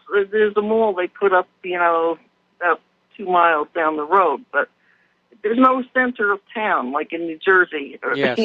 It's just a road, and then they have... and everything's spread out. I mean, the town I grew up in... The fire department and the school is on the road, on the main road, but it's not like... It looks like a country road, No, I understand that. It sounds a lot like the town I grew up in when I was a kid. Anyway, Mary, we're going to let you go. Thank you very much for the phone call. And Phone lines are open here. Getting on back to Austria's snap election, the issue is that they've been unable to form a government. They've been bickering ever since the last election where nobody got a real majority. And the issue is, again, coming on down to the immigration, the refugee problem. And we're starting to see all over Europe where support for the refugees and open borders is turning their populations against their own leaders. And I don't know how Merkel thinks she's going to win her next election. Probably importing those Diebold machines right now. Sweden has finally decided they've had enough. They're cracking down on illegal immigrants when they had a failed asylum seeker killed 5 people in Stockholm. And, of course, the open borders people are saying, oh, this crackdown, it'll simply drive the migrants underground.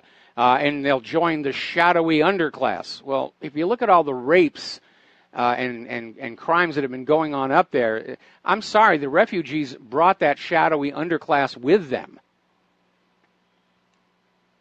And there's absolutely no question there is a correlation between these open borders and this influx of these very undesirable individuals. And it's got nothing to do with their religion. It has to do with their behavior. Because as I've said before, migration is a filtering mechanism.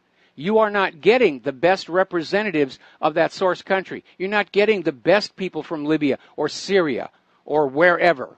You're getting people who couldn't make it in their own country. You're getting people who are fleeing prosecution. You're getting people who are carrying contagious diseases and are hoping that Europe's socialized medicine will cure them. And they get into Europe and they just continue to behave the way that they behaved in their home countries. Being encouraged that screaming and protesting will make everybody change the country around to favor them. Unfortunately, in a lot of places, it's actually working here. Very alarming article over here where they're basically saying Germany is now starting to see the same kind of citizen rioting as France is. And again, the issue is opposition to the open borders. Opposition to the refugees, uncontrolled flow of people coming into their countries and causing problems. No-go zones, civil unrest, attacks in the street, rapes, and so forth and so on. I think that the European Union experiment has gone badly, badly wrong for the globalists and the New World Order. And I think that's why Bill Gates and others are now saying, okay, we got to stop the open borders thing. They're afraid it will tear the EU apart. And that would be a major setback in the push for a one-world government. We got to take a break for commercials. We'll be right back. And aloha, America. Welcome back to our show here. Now, Hungarian Prime Minister Viktor Orban has come on out and said the European Union are following migration plans designed by George Soros to bring in 1 million migrants per year to Europe, with the help of his army of non-governmental organizations, which we all knew that's what he's doing. And his goal is to destroy any sense of regional identity, cultural identity, historical identity, to get everybody confused about who they are, so that there are no more French, no more Germans. There's just the masses, because the masses will be much easier to control. This is an assault on our identity. It's exactly what it is. Now, down in Brazil, their former president has been sentenced to 10 years for accepting a bribe of $1.1 million and a beach house. This is former Brazilian President Luiz Inácio Lula da Silva. And basically, he was actually a very popular president. He was a socialist. And he actually apparently did a good job as president because he lifted millions of Brazilians out of poverty. But he certainly annoyed somebody. What do you mean, spend the people's money on the people? It's going to give the slaves uppity ideas. We have to get rid of him. Now, let's talk a little bit about political correctness, because it's gone just so far. Okay? Over in Seattle, they have a huge homeless problem. And over in King County, the homeless tend to be living around the King County courthouses, or the courthouse. And where they live, they also relieve themselves. And it's a constant, ongoing problem of the smell and the health risk of all of this human waste that is just there on the ground outside the courthouse. So basically, the courthouse workers have taken to using high-powered hoses to just wash the refuse, the waste, down into the drainage systems, the storm drains. Get it out of there. Try and deal with the smell. Unfortunately, one Seattle council member, Larry Gossett, has come on out and said, you have to stop doing that. You have to stop using those high-power water hoses to get rid of the poo, because it's too reminiscent of when civil rights activists were being hosed down by the police. It scares me this guy actually has the beginnings of political power. What a ridiculous thing to say, that you're going to just leave the poo to pile up there around the courthouse because somebody using a hose might remind somebody of when civil rights workers were hosed down, which, by the way, happened about 40 years ago, I might add. Now, speaking of an attack on our identity, gender fluidity is still out there. They want us confused about who we are, what restroom to use, and I couldn't even believe this. Over at the End of the American Dream, they have an article. I'm going to save this till after the station break. You're going to love this one. Aloha, America. Welcome back to our show, hour number 3. The phone lines are open, 800-313-9443.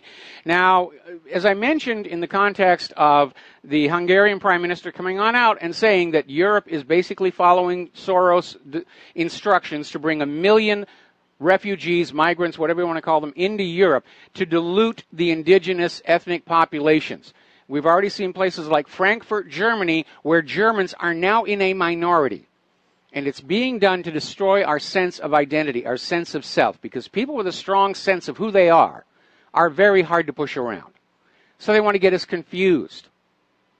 They want to destroy our sense of a cultural identity, historical identity, regional identity. That's why you're seeing all these attacks on things like the Confederate flag. Now even the American flag is under attack.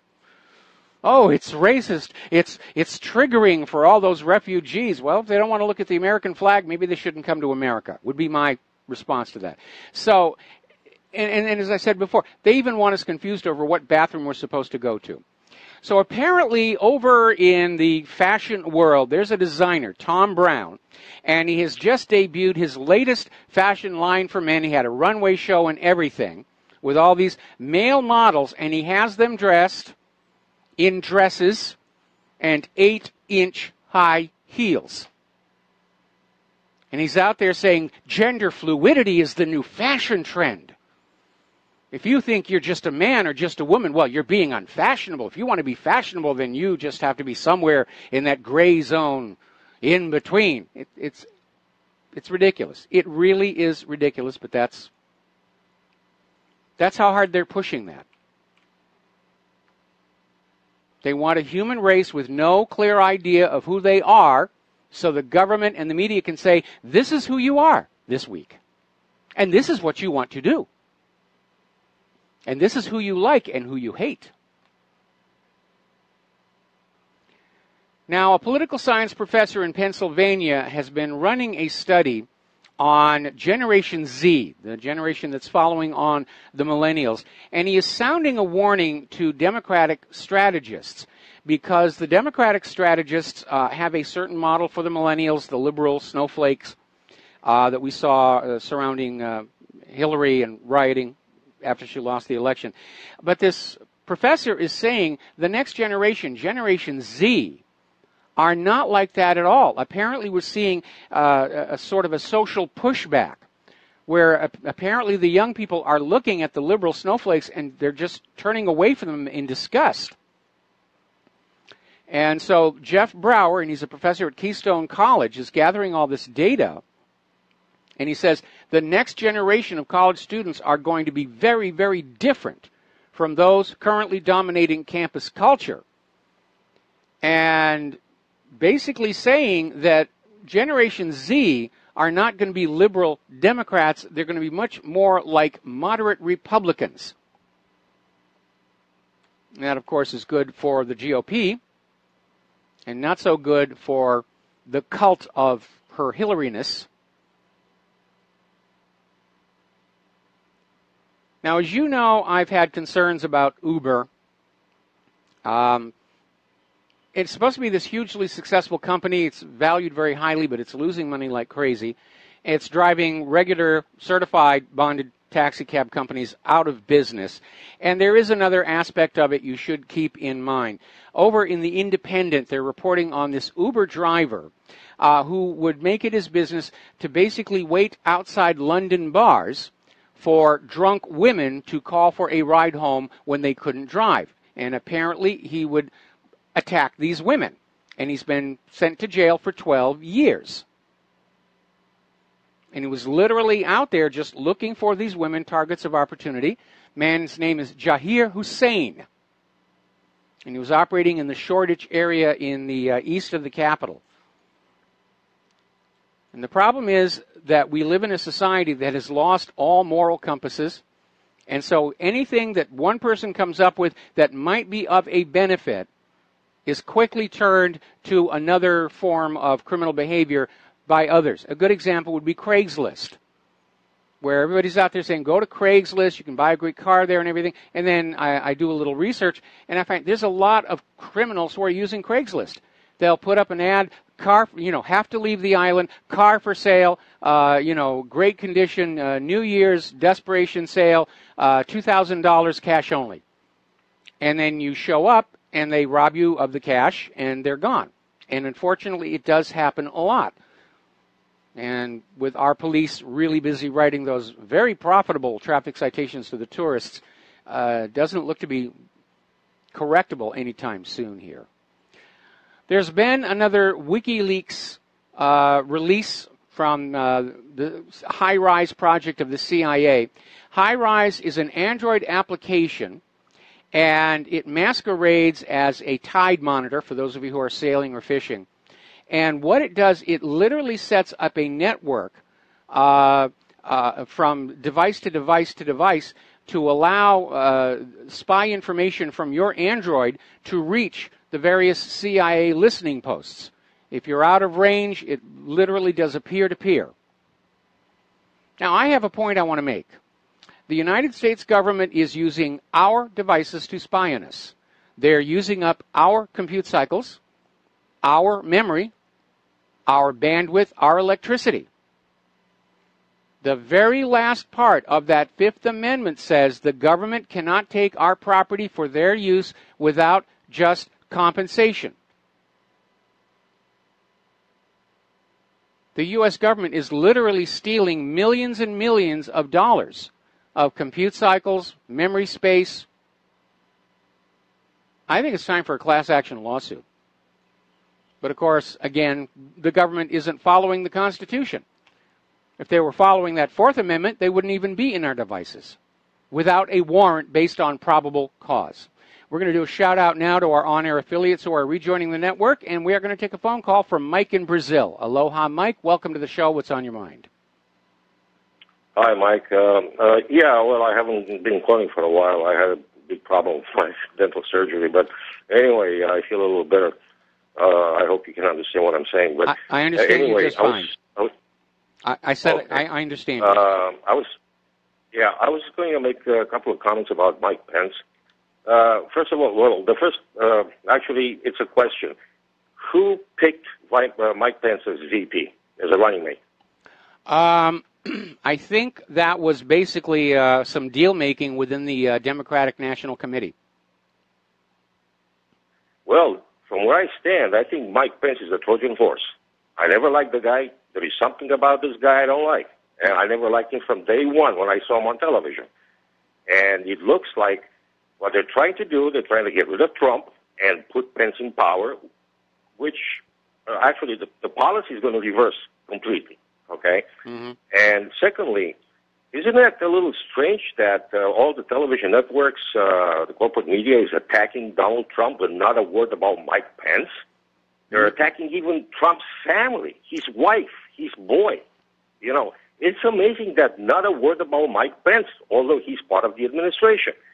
And the third thing that I was actually thinking about was that Trump could have picked Ron Paul as a running mate, and that would have ensured Trump's presidency to full term or full terms that is. And Ron Paul could have gone ahead and run on his own to be president the second time, and I'm sure he would have won. The next time around, he would have won. And what do you think about this? Well, a lot of us people who wanted Trump to win the White House were recommending Ron Paul, but we know that the vice presidential spot is subject to a lot of deal making, and you'll have financial backers and the power players within the Democratic National Committee saying, no, you got to have this guy, we got to play to these voters and back and forth. But you're absolutely right. The idea that they may drive Trump out of office or shoot him out of office and Mike Pence becomes the president. The problem for the Democrats is that Mike Pence might not be all that much better in terms of their progressive agenda. In terms of reversing Trump's agenda, Trump's already reversed all the major ones. He's going along with the war agenda. He doesn't seem to be going after Hillary Clinton. He doesn't seem serious about vaccine safety or honest elections. So at this point, this is all about protecting that narcocracy.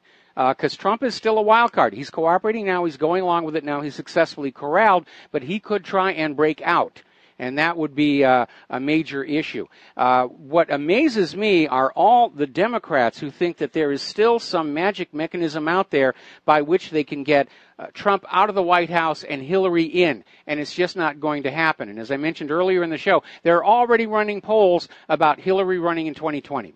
The poll results are absolutely disastrous, but the fact that they're running the polls tells us, yeah, she's thinking about it. Yeah, I heard you. I heard you covering this. But the thing is, doesn't the candidate, the presidential candidate, doesn't he have a say in, for example, who's going to be his running mate? Yeah, he has a say, but like I said, there are deals that are being made for political support, for financial support. It's one compromise after the other. I still can't imagine how the heck Sarah Palin wound up as McCain's running mate. That cost him the election right there. Yeah, definitely. Oh, by the way, this reminds me of you're talking about the backroom deals. This reminds me of Bill Clinton when he was interviewed. I believe he was on Fox News. And that was a long, long time ago. It was in the early 1990s. Yeah. And I don't remember the exact question, what it was, but I remember Bill Clinton saying, well, by the time you become president, somebody else makes all the decisions. So that explains why Trump took that 180. Well, I'd sure like to know who is actually making these decisions.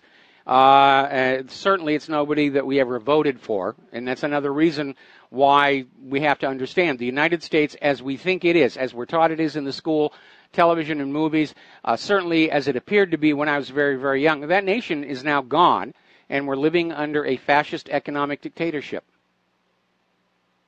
Yeah, and another thing is, whatever happened to that Mike Pence investigative committee into vote fraud? Have you heard something?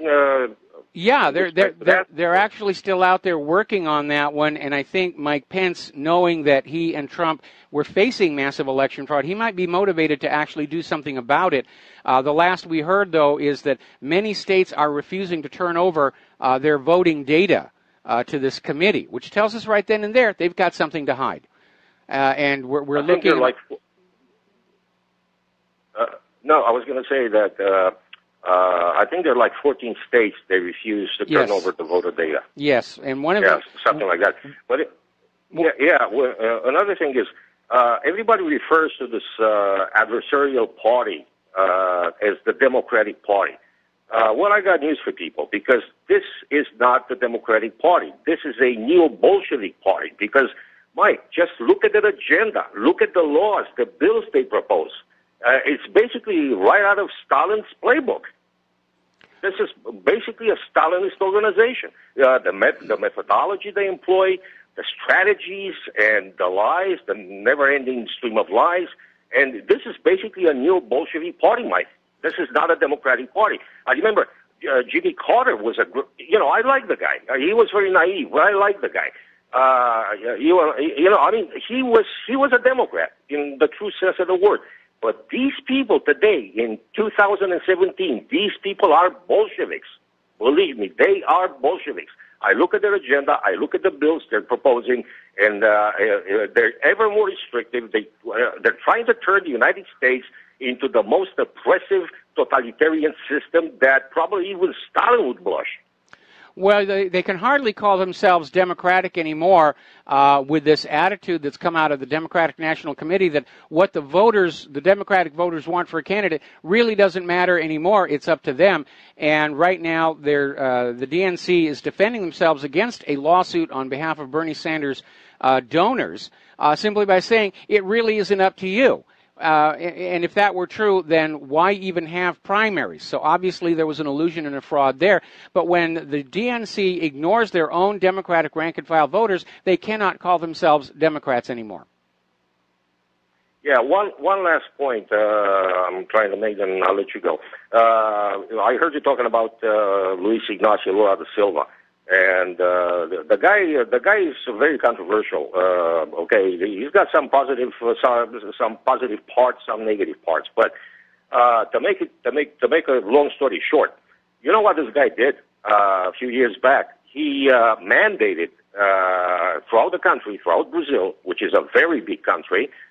He passed a law on his own, like a presidential decree.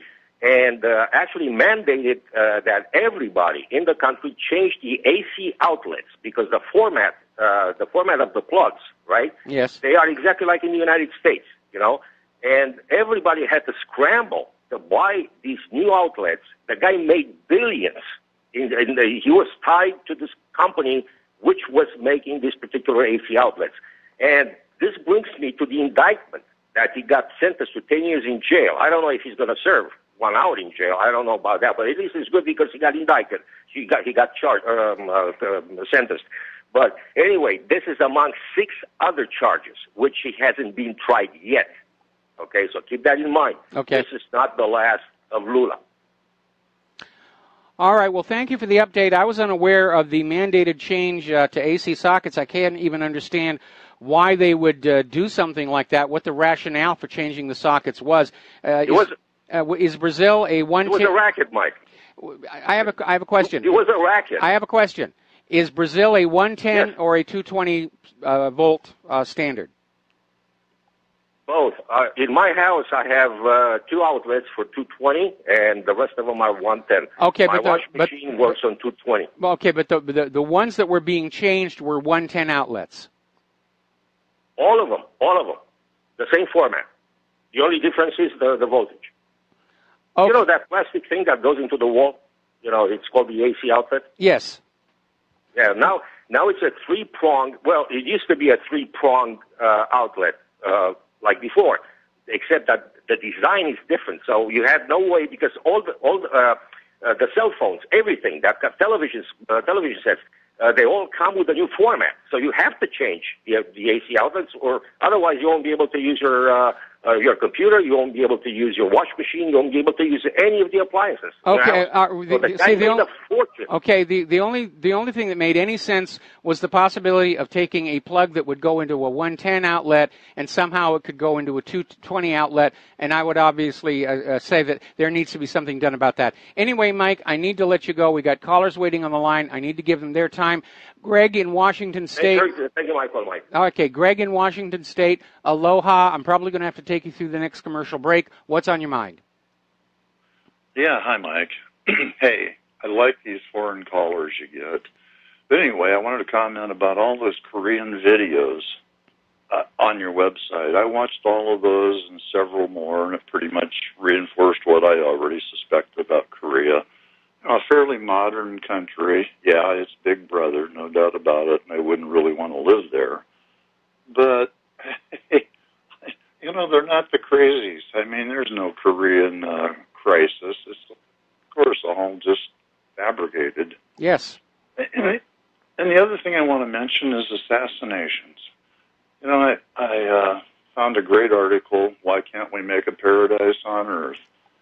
By a guy who's written a book called The Encyclopedia of Domestic Assassinations, who has a lot of great information here about domestic assassinations right from the beginning of our country right up till now. politicians, anybody who has an opinion different from the leaders.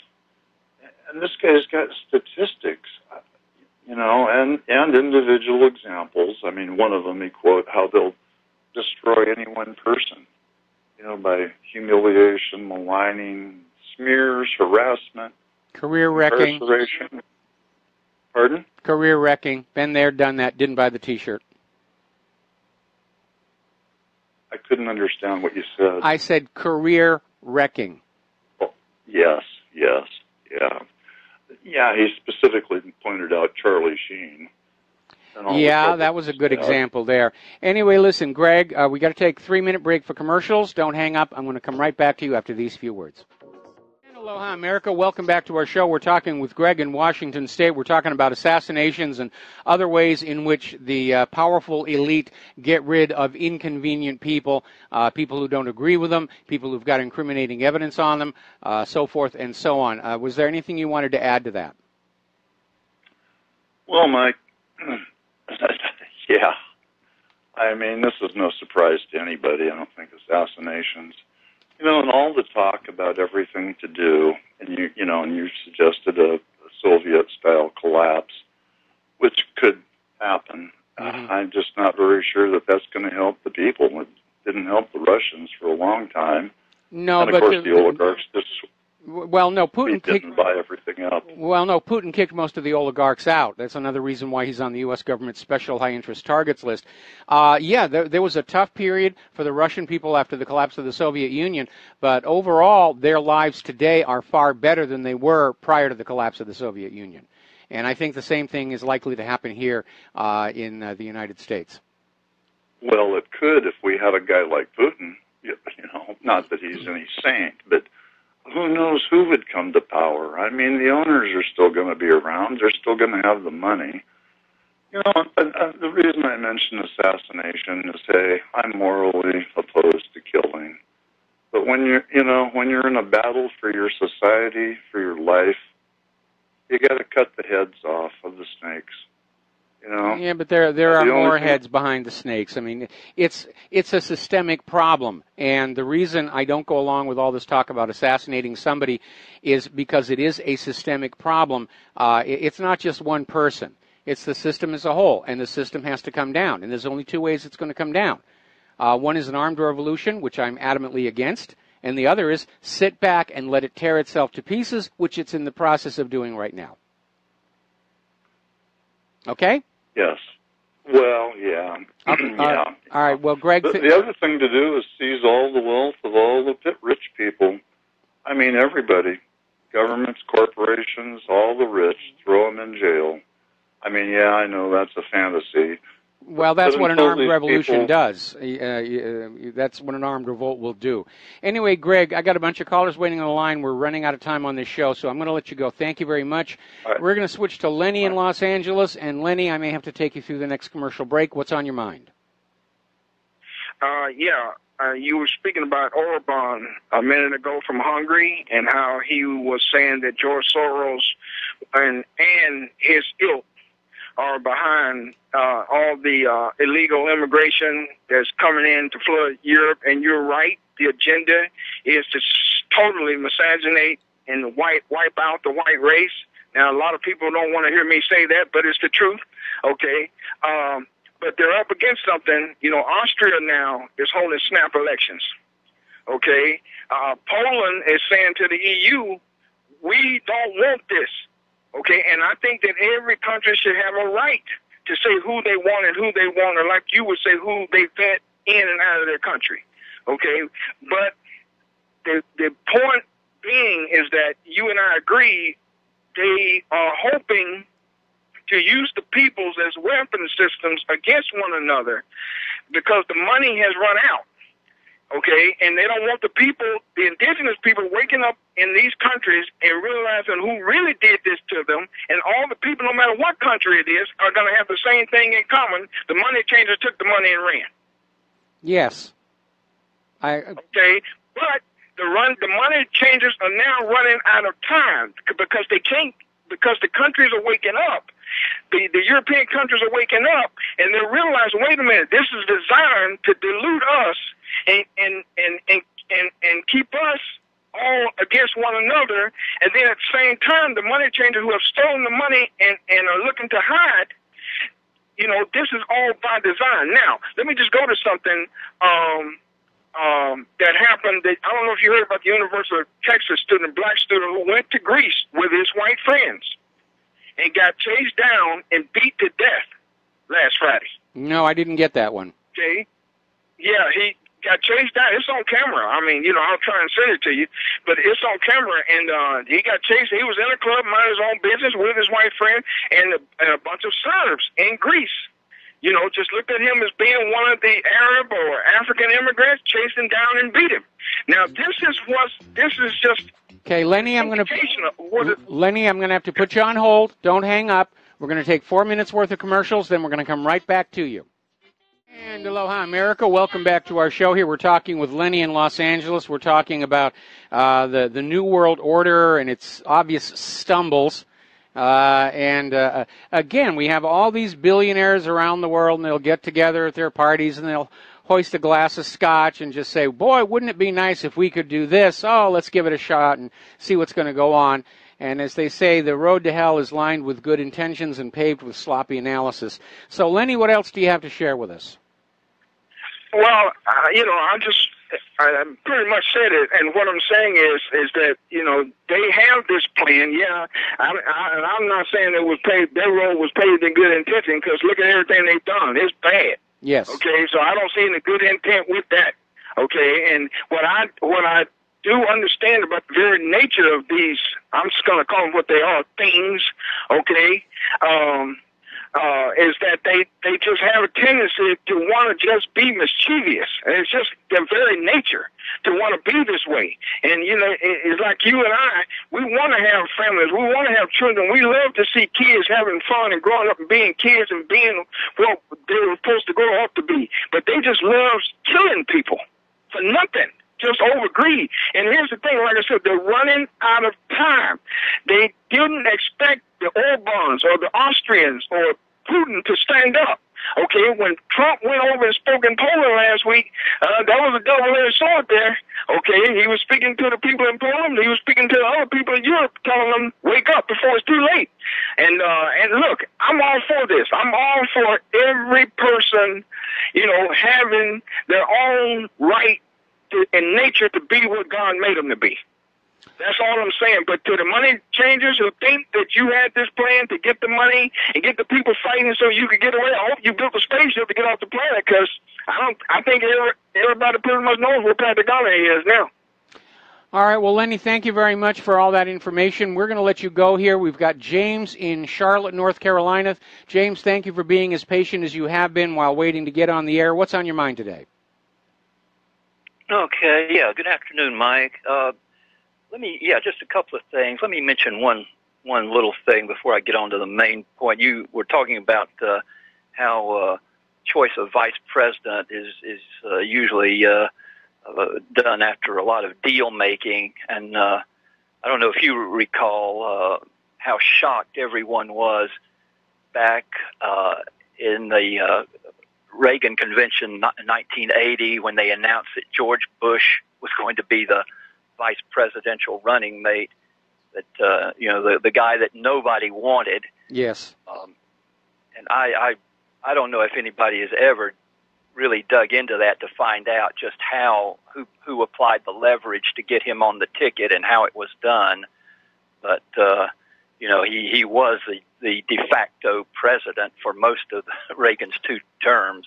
Especially after Reagan started suffering from the Alzheimer's. But you need to look at, and we're talking George Herbert Walker Bush, the elder Bush. Look at his background with the Central Intelligence Agency. And the CIA loves to decide who our rulers are going to be. And the deal may have simply been that simple, where Bush goes to Reagan and says, look, I'm still calling a lot of the shots at the CIA. The CIA is controlling the media. I'm your VP, or the media is going to turn on you, and that will be the end of your political aspirations. Yeah, well, it's just, I'm sure that there was a lot of major arm twisting and probably some serious threats made in that deal making.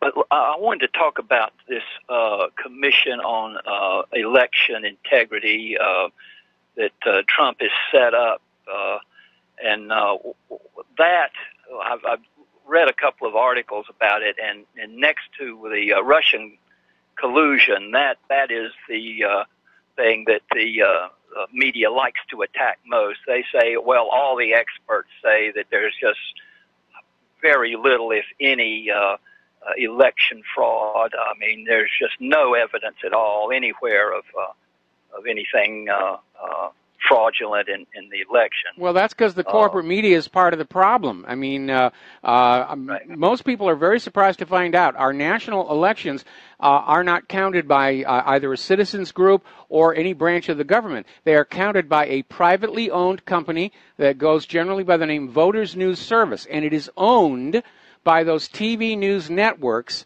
and a couple of major newspapers, the New York Times and the Washington Post. And everybody sends their numbers into there, and then the news media says, this is who your new leadership is. And so they're not going to acknowledge that there's anything wrong with the election system because they're part of what's wrong with the system. And they have been caught cheating on the numbers before. The fact is there is massive amounts of evidence for election fraud. Go over to blackboxvoting.org, and you'll see it. The fact that we have 14 states that are refusing to cooperate with the Voting Integrity Commission tells you something is being hidden. Our elections are very easy to rig. The system is designed to make elections easy to rig and easy to conceal that it's happened. And that's why so many people do not like those electronic machines. They do not like computerized tabulation centers. People are still remembering that whole Bush-Gore debacle down in Florida with the dangling chads. It is possible to have honest elections, but our politicians don't want honest, verifiable elections because too many of them are holding their offices because they cheated.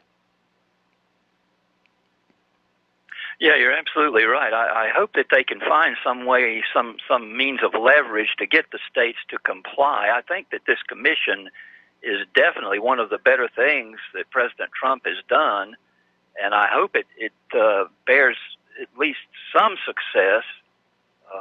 It's hard to say. I mean, the media is against it, and a lot of the politicians throughout most of the states that are not wanting to comply are certainly against it. Well, you know the old saying, treason doth never prosper, because if it prospers, none dare call it treason. The same thing is true with election fraud. When you have an entire system that is part and parcel to the stealing of elections and the disenfranchising of the voters, as openly displayed by the Democrats last year, the people who benefit from that system, who have gained power from that system, they don't want it to change at all. And it has to be changed. It's not going to be enough for Mike Pence to come on out and say, well, we detected a little bit of election fraud, blah, blah, blah, blah, blah. Both Mike Pence and Donald Trump have to understand that unless they do a serious top-down overhaul of the entire election system, with national standards and mandatory voter ID laws, that the election riggers are just going to double down on their efforts come 2020. Yeah, it'll probably take at least a full term, if not 2 terms, to get that accomplished, if it is. It wouldn't be that difficult to accomplish. I've already got a blueprint on how to have honester elections, and I'm not saying my approach is perfect, but for one thing, it crowdsources election verification. And it's a really good working system. And ever since I first published it, I've had people in other countries come on in and say, yeah, we adopted something very much like that. We got rid of those electronic machines, and we're now doing it more or less the way that you described. And I'm going to go ahead and put that article back up. It's actually at the very top of the page, right under my picture. It says how to have honest elections, and you click on that link and it will take you to the article. And I'm not saying the plan is perfect and bulletproof, but it's going to make it very hard to steal elections and very easy to see that they're being stolen, as opposed to our current system, which facilitates and conceals election fraud. Oh, okay, great. Well, I'll definitely read that article. All right. Well, appreciate it. Thank you very much. All right, we're going to let you go here. Thank you for the phone call. We're going to let you go here. Getting on back to the computer news, to comply with new cybersecurity laws Apple is going to begin storing all cloud data for its China customers within a government-owned company. A move that means relinquishing some control over the Chinese data. And this is, by the way, this is a Chinese government-owned company. They want to own the hardware. A lot of people are very concerned about security on the cloud.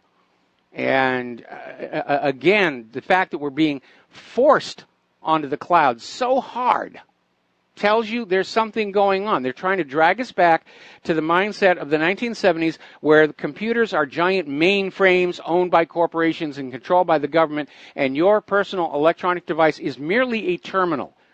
I mean, that's how smartphones and tablets are already working, and they want people to not be allowed to keep their own data, just like they're working toward you're not being allowed to keep your own money. Total control, total enforced dependency. We're going to go back to the telephones. Rick in Arizona, aloha. Welcome to the show. What's on your mind? Yeah, you made a comment about the elections. I think as far as them fixing the elections with the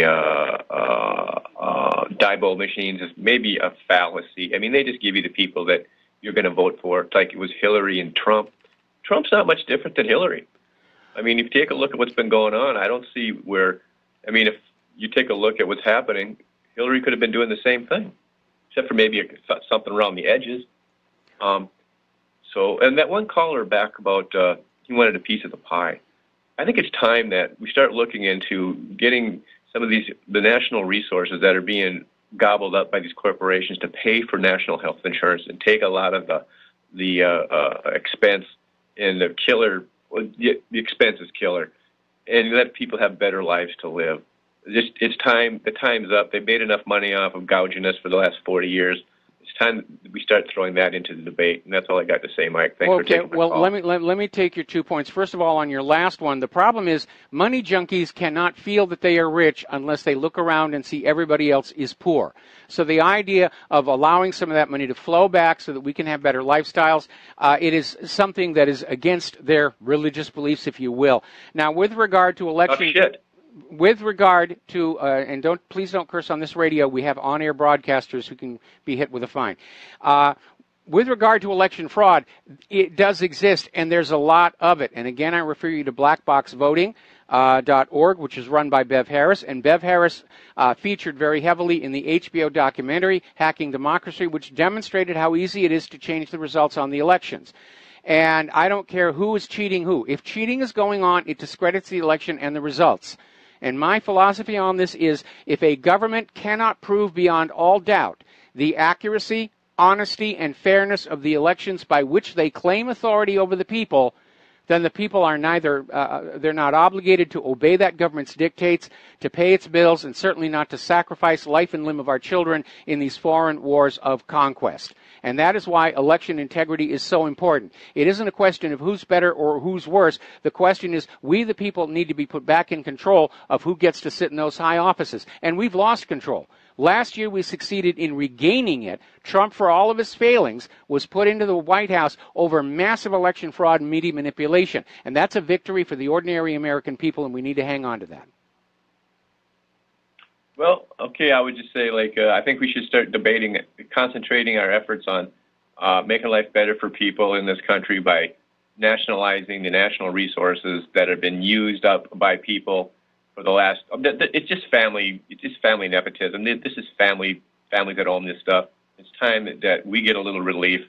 And I would like to see the debate go that way. Thank you for taking my call. All right, Rick, well, I understand what you're saying, but all the debate in the world is not going to change the system until the voters are guaranteed to be put back in control of who is elected to high office.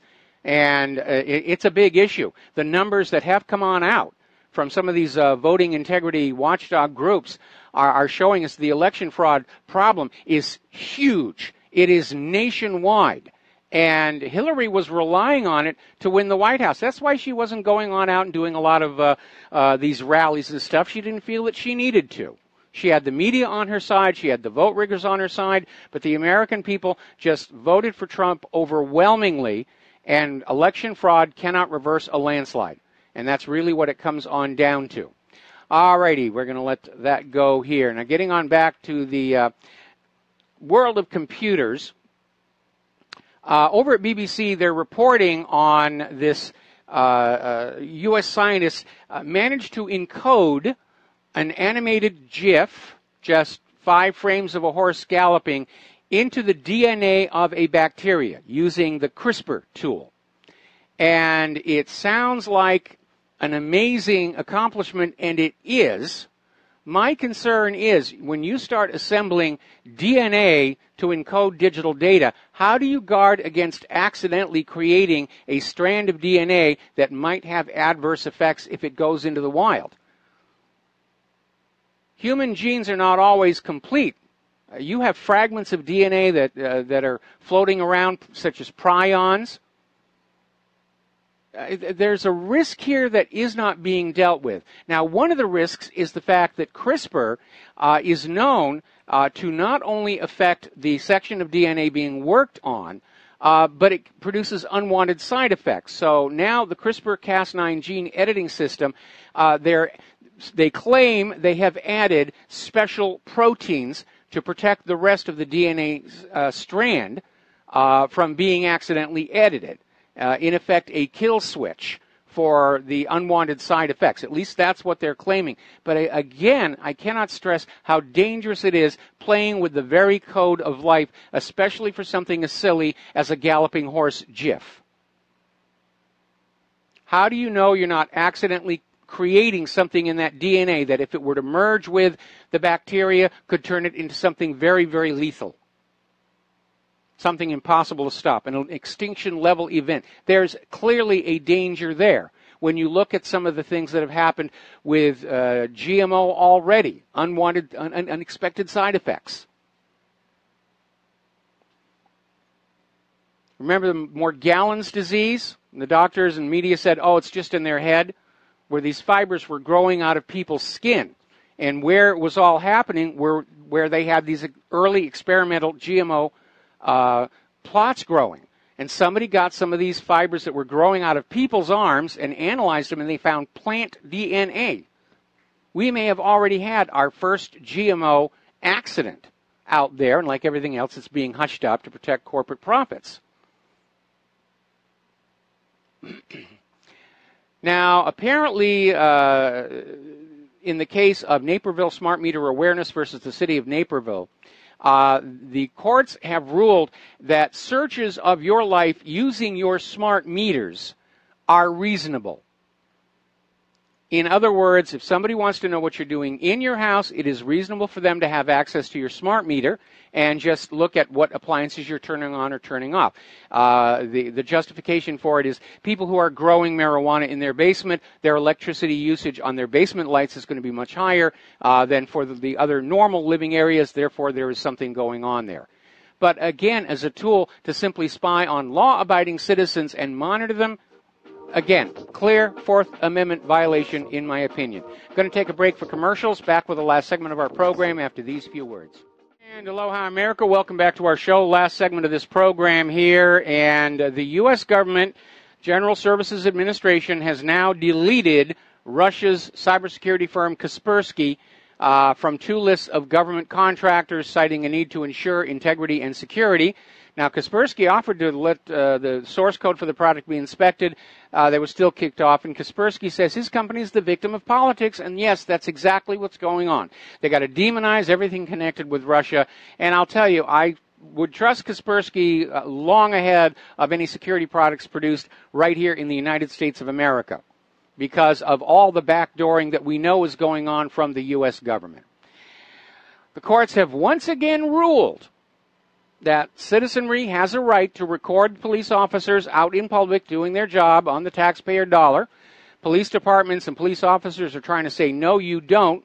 But every time a case actually goes up to the appellate court's saying, no, the First Amendment says they can videotape you, can take pictures. Police out in public do not have an expectation of privacy.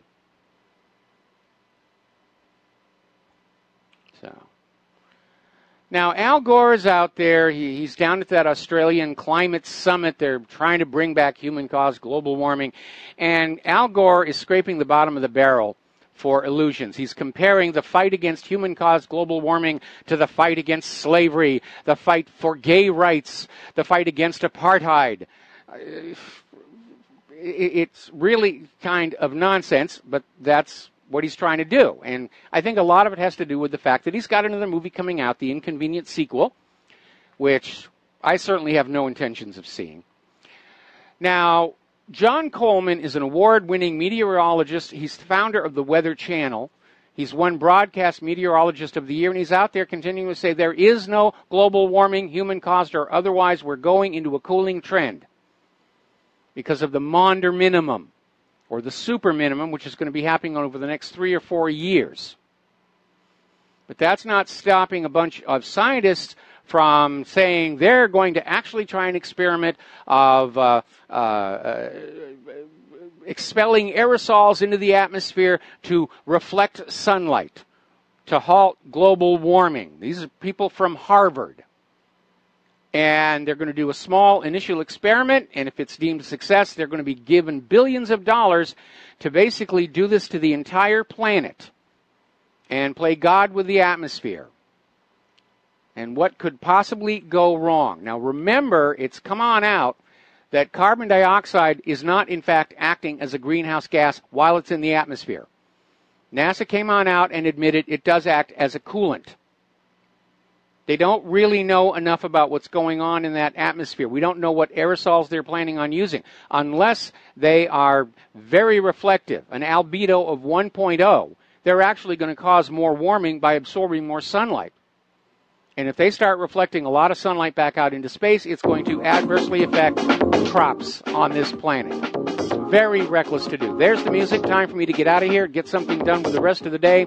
We'll be back tomorrow, Friday, with the lovely Lady Claire. Stay tuned for John Stadmiller's program. We'll see you tomorrow. Aloha, America.